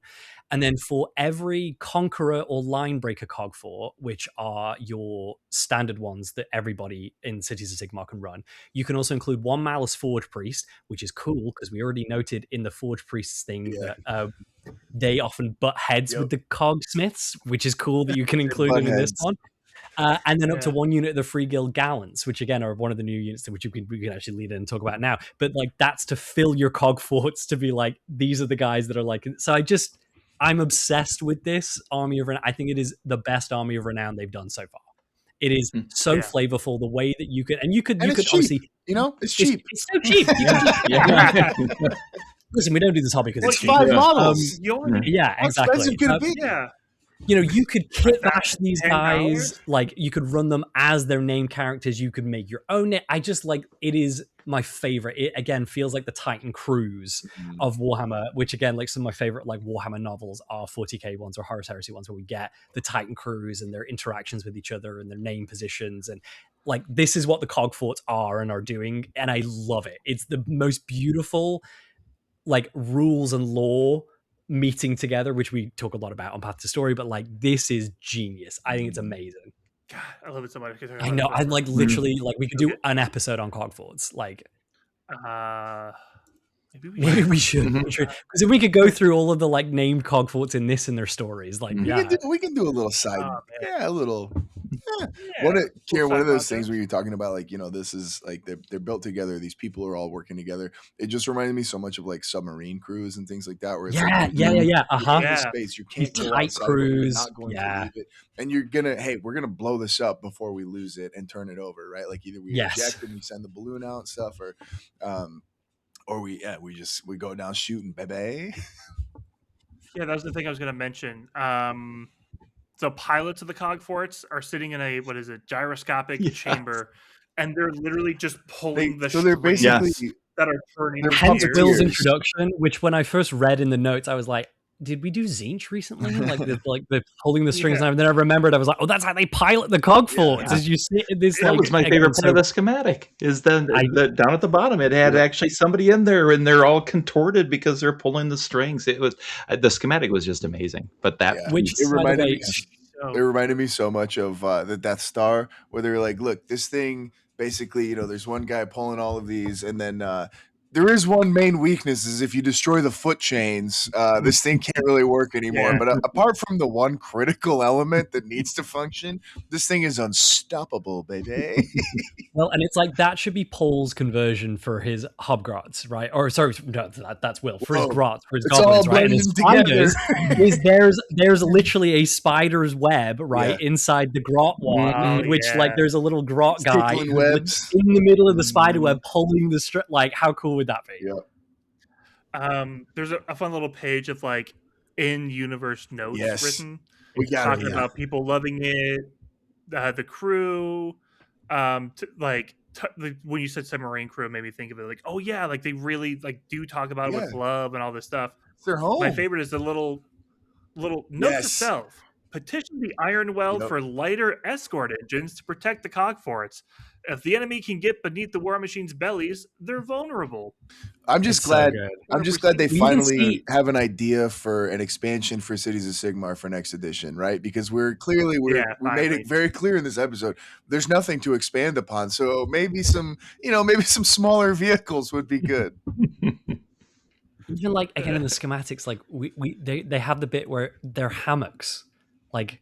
They really did a lot in this blueprint to flesh out, like, what does it mean to be a cog fort crew? Like, how do they live and work on this, like, cramped, like, it shows you the things that the supplies are and their hammocks and, like, what it looks like when they, like, have the scaffolding to do the maintenance and when they're parked. Just, like, it's so good. It's so flavorful.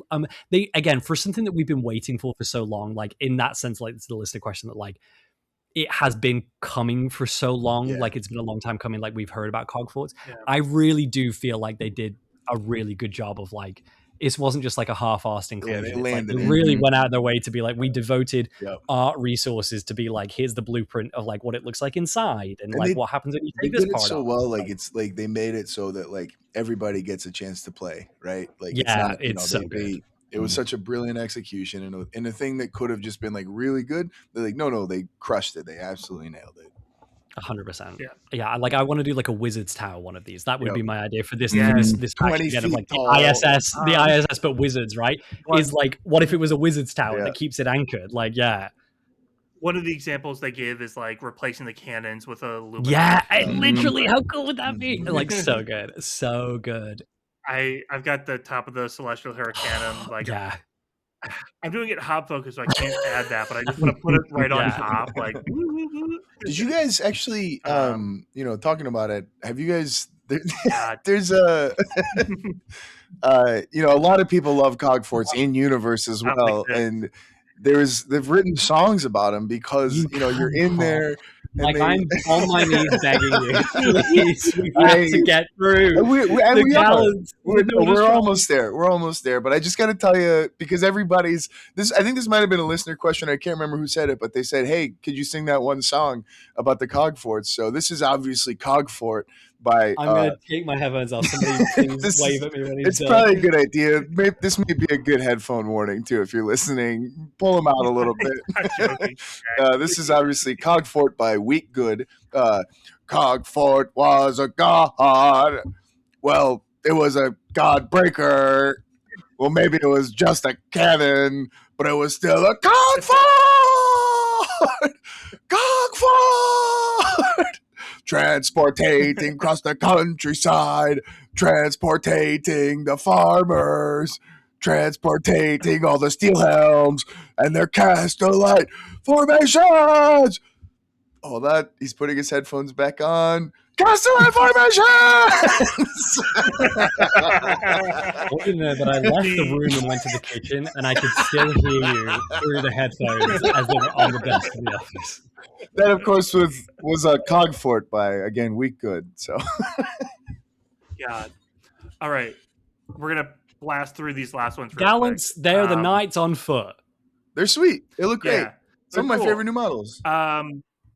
We talked about it last book. Knighthood is not based on nobility. It is that they're basically veterans. Grenadiers, they go into the worst spots and they blow stuff up with grenades, flamethrowers, shotguns. The flamethrowers look so cool, by the way. Donner's Triumph is really cool. It's a piece of terrain. It's basically like a moving memoriam for everyone who's died on Crusade. And then it doesn't outright say it, but I think it is because they talk about it like with verdigris a little bit of like, once the Crusade gets to its location, I think it gets planted in the city as like a monument. And it has like the coins malleus, which you take when you go up on Crusade. I wanted to read in the little call out. There's a really, I just think a really beautiful piece of writing from Marshall Connick of Greywater Fastness. Oh, you got a song too, huh? No, it is actually no. Okay, all right, go ahead, sing it. It's remember us, remember the bloody slogs and the foot shredding marches. Remember the powder burns and the long rot, the hunger and the fear. Above all, remember that we stood here as comrades and died as kin. And I just again, I'm like, that's such a great quote. I really should have read that at the beginning of like, who are the cities of Sigmar? Because that's a great quote. Oh yeah, that bit of art is great. By the way, too, you can see them building one of the statues from when from the 3rd edition. Terrain kit. There's another little quote, sorry, please. Karen, but it's an inscription on the Donner's Triumph from the city of Verdigris. Really good. What souls you were who fought the fiends and perished at the verdant field, defenders all and martyred saints, we shall remember you. Though nameless now you lie interred, we pay respect in deed and word. Hail, you sleeping heroes of blessed Verdigris. Yeah, it's really good. Like it's also more floating terrain. It's just amazing. It's just they've got that like negative kind of vibe to it that like makes it. Yeah, it's a really cool piece. Although Damir is right, we should get halflings. Their question was patron of the show, Damir. What should get added to the cities from a lore standpoint, and halflings would be great. Absolutely. Yeah, and like they should also do geomancers, but make them separate to the halflings. We did halfling. we talked a little bit about Val had another question that was about like how do the cities worship the pantheon. Like we get like Mortar in Lethis, like we talked about that, and then generally it's more the lore in this book is more about how do they worship Sigmar in different ways, less so how do they worship the broader pantheon of order. So that's cool. A lot of these other questions are just like questions. The answer is no, and I think we kind of addressed it throughout the show. What goes into the construction of a cogfort? A ton, a lot, and you can see it in a blueprints, and you can read about it in the thing. Yeah, a lot. Patron Hoosh asked, "Are there any hints as to where Fire Slayers are headed as a faction?" The only thing I will say is that they got included in the Army of Renown or Regiment of Renown. Which one was it? That's a great sign. I remember there was a lot of rumors for a while. They're like they're just going to go away. Feels like a weird thing to do if you're going to get rid of them. So that's positive, right? Woo, keeping them around. Yeah. Also, Grugny's it's mentioned Grugny trying to bring everybody together. So and then Black Library examples. There are so many. I just went off the ones on the Black Library website, and at looking at it, I realized I'm missing so many more. They're the main characters of the setting at this point, like Stormcast and humans, the main ones. There's so much. I will do a shout out for something that's less human in general, but more actual the Free Guild Castellite Cities of Sigmar, which is the novella On the Shoulders of Giants by Adrian Tchaikovsky. It's a great story about a Fusel Major and their Warhulk. Talks about a crusade on the march, the choices you have to make, and really gets into the mentality of both a Fusel Major and an Ogre Warhulk. I thought it was really good. He's also kind of a big get for Warhammer because he like has done a bunch of. He just did the Seraphon book too. Oh really? Oh, amazing! Yeah, that's cool. That's mine. Right before I read Paul's book that I'm still borrowing, I got to get through that one. He's also getting a Michael Bay movie based on one of his books. I don't know if that's a compliment or an indictment on your right. No, but I mean, there's so much. A lot of books that are listed. Well, why don't we post it when we post this? Well, why don't we share this list? There's just so many. I was just saying, a lot of them, like, it's not even like Cities of Sigmar. They're human cities because that's what we are. So I don't even think a lot of the books that are human centric are great for Cities of Sigmar, quote unquote.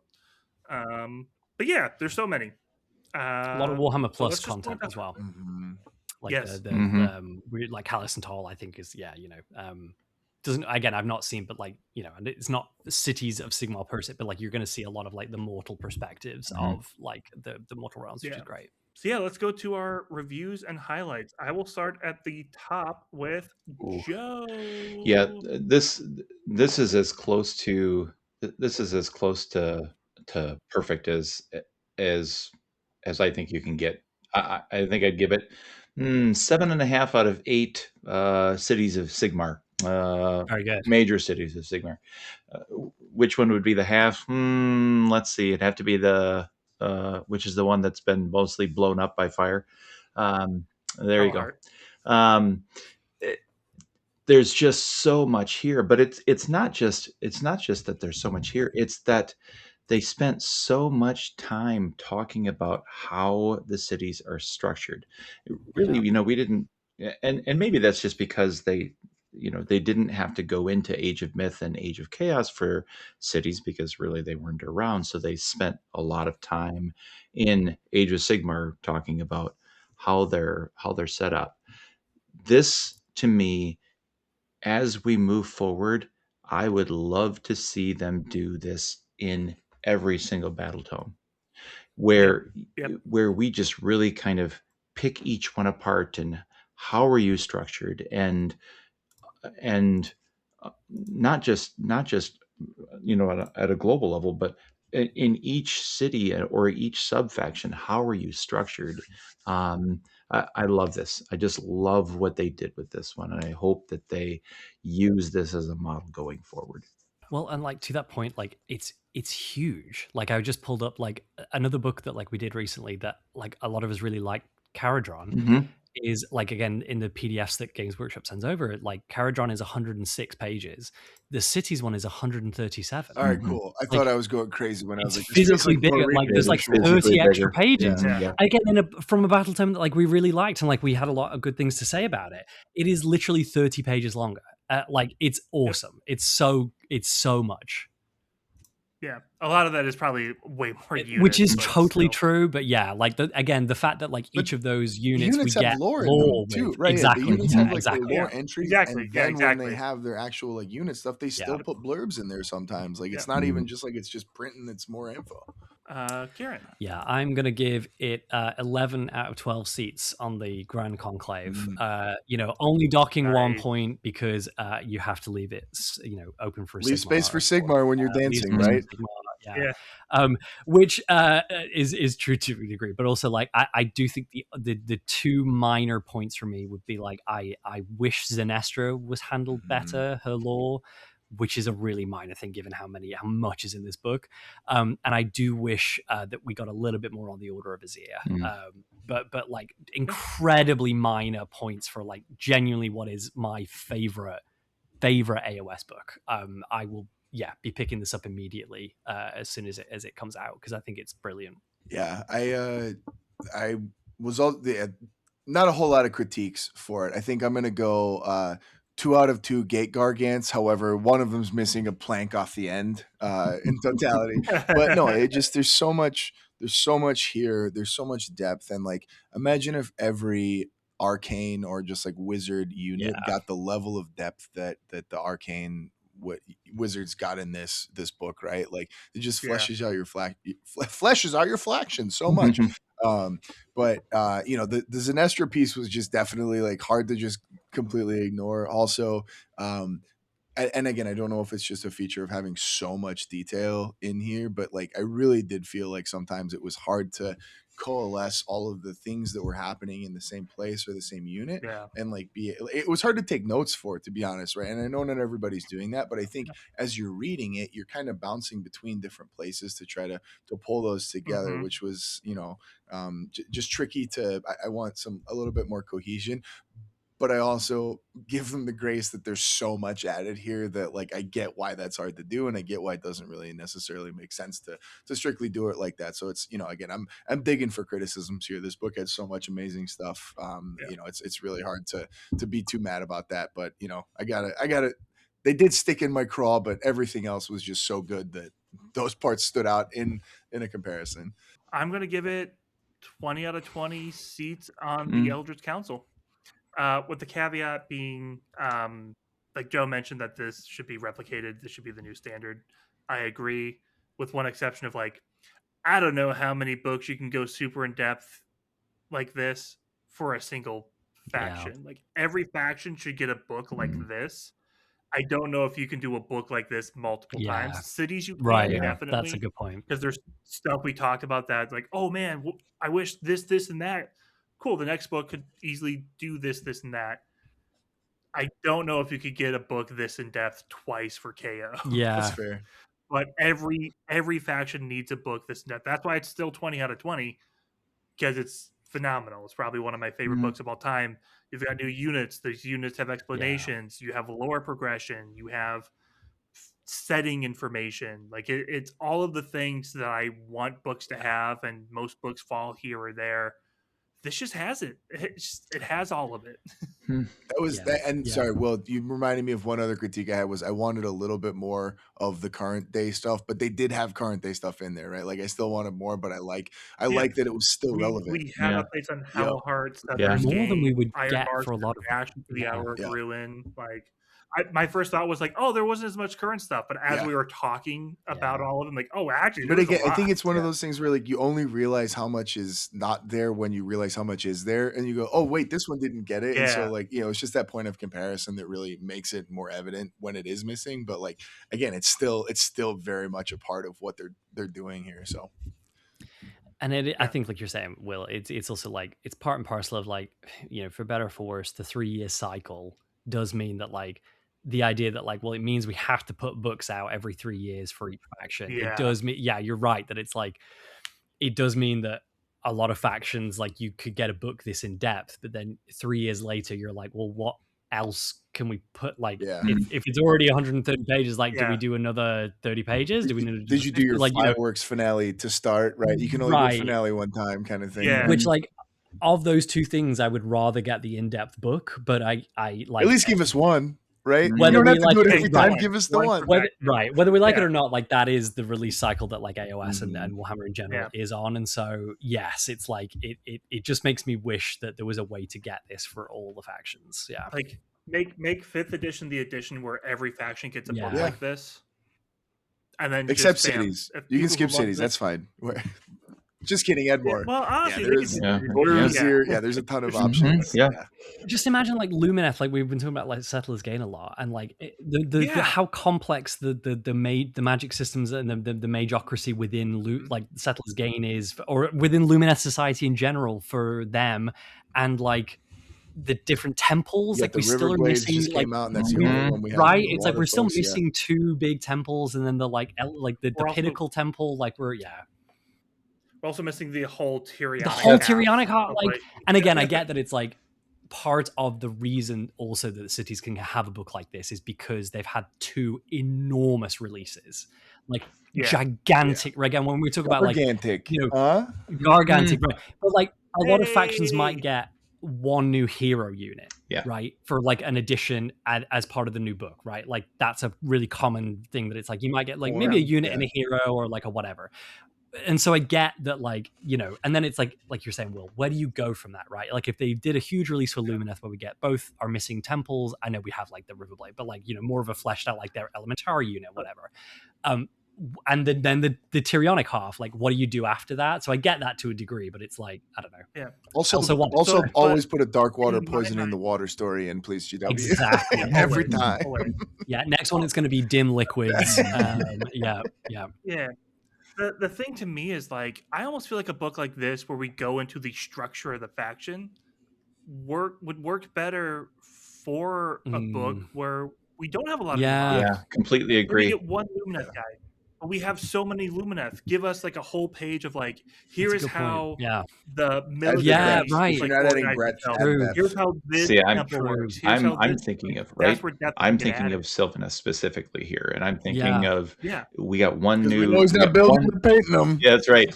We got 1 new hero model, but talk to me about how each one of the war groves are set up. What is the structure within each one of the war groves? There's just, I think, as I started, as Will was kind of talking through and saying this should be the new standard, but I don't think you could do this for all of them. I started thinking through a couple of different factions and going, honestly, I think we could. I think we could actually really delve into each one, and be able to really put out a good book for each one. Yeah. I will say with a caveat being of like maybe some destruction factions because they're not as organized, but like but they have low models is not the thing that prevents it. Yeah, they have exactly. We go into sub factions like even Fire Slayers, who I always harp on for having like nothing there. They have a cult. They have a very robust culture that can expand. Even if they don't have a model. It's actually really good because I think the opportunity cost and the resource in like the resources that you need to divert to, of all those things in creating and expanding to factions, like I get that, like you were saying, creating and sculpting new models and producing those models in like plastic to then sell is huge, right? Like that's an enormous resource sink.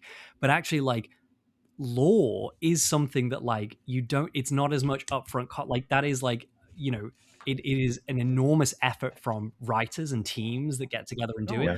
But it's not like there is like a huge business cost to that. And so actually like, if we're like talking like, well, actually new content, at least we on this podcast, because we really enjoy the lore and stuff, it's like I would be very satisfied to get 1 new model, but then we get like, let's say like 10 15 20 pages of like new lore, because it's like, well, that's easier to sit down and write and produce and make than it is to like, well, let's get the same size miniature releases for every faction that Cities has had this time round. So that's I'd not thought about that. That's a great point, guys. All right, now we're going to talk about the second half of the book. Honest God. We're through the first 6 pages. Now turn your notes page over to the other side. I've not even talked about the photography in this book, like with the miniature setups. Like I just scrolling as you guys are chatting, and it's like it's incredible. It's amazing. It's a coffee table book. Honestly, I think we've at this point, I don't know if we've exhausted that, because every single book that has come out in this in 4th edition the photography is just amazing. Yeah, it's just amazing. They do it multiple times in this book, but it gets me every time of having a large model, either a Mega Gargant or a Tree Lord, who's like kind of like pointing at a Cogfort, who then has a cannon directly at the head. I'm like, it gets me every time. I'm like, they understand how to set the scene well. Mm-hmm. And they do like over the shoulder shots of Gargants and things like that, right? Like, it's not just like, hey, here's a zoomed out picture. It's artistically designed, and it's storytelling through just the picture, adding to the setup that they already have. Yeah, I remember the first time that we actually kind of talked about that, and it was the Skaven book, and Will talking about there being a view over the shoulder of Skaven that have a cavalry unit coming at them. So it's a Stormcast cavalry unit, and it's a view over their shoulder down the sight of the gun. Just amazing. God, I can't wait to talk about this on Path Story. We're not even like the Path Story stuff. The Path Story stuff so good. But for now, it's time for our reforging. But Sigmar willing, we'll be back soon. Like, subscribe, share, or leave a review. Join us on Discord. Drop some coins on our Patreon. Anything you can do will spread the word of Sigmar farther than we can on our own. Chat with us anytime about your thoughts on social media, except none of us have that. We're all on the Discord. It's social media. Discord counts. Yeah. And then you can find all of our Mortal Realms shows and content at www.themortalrealms.com.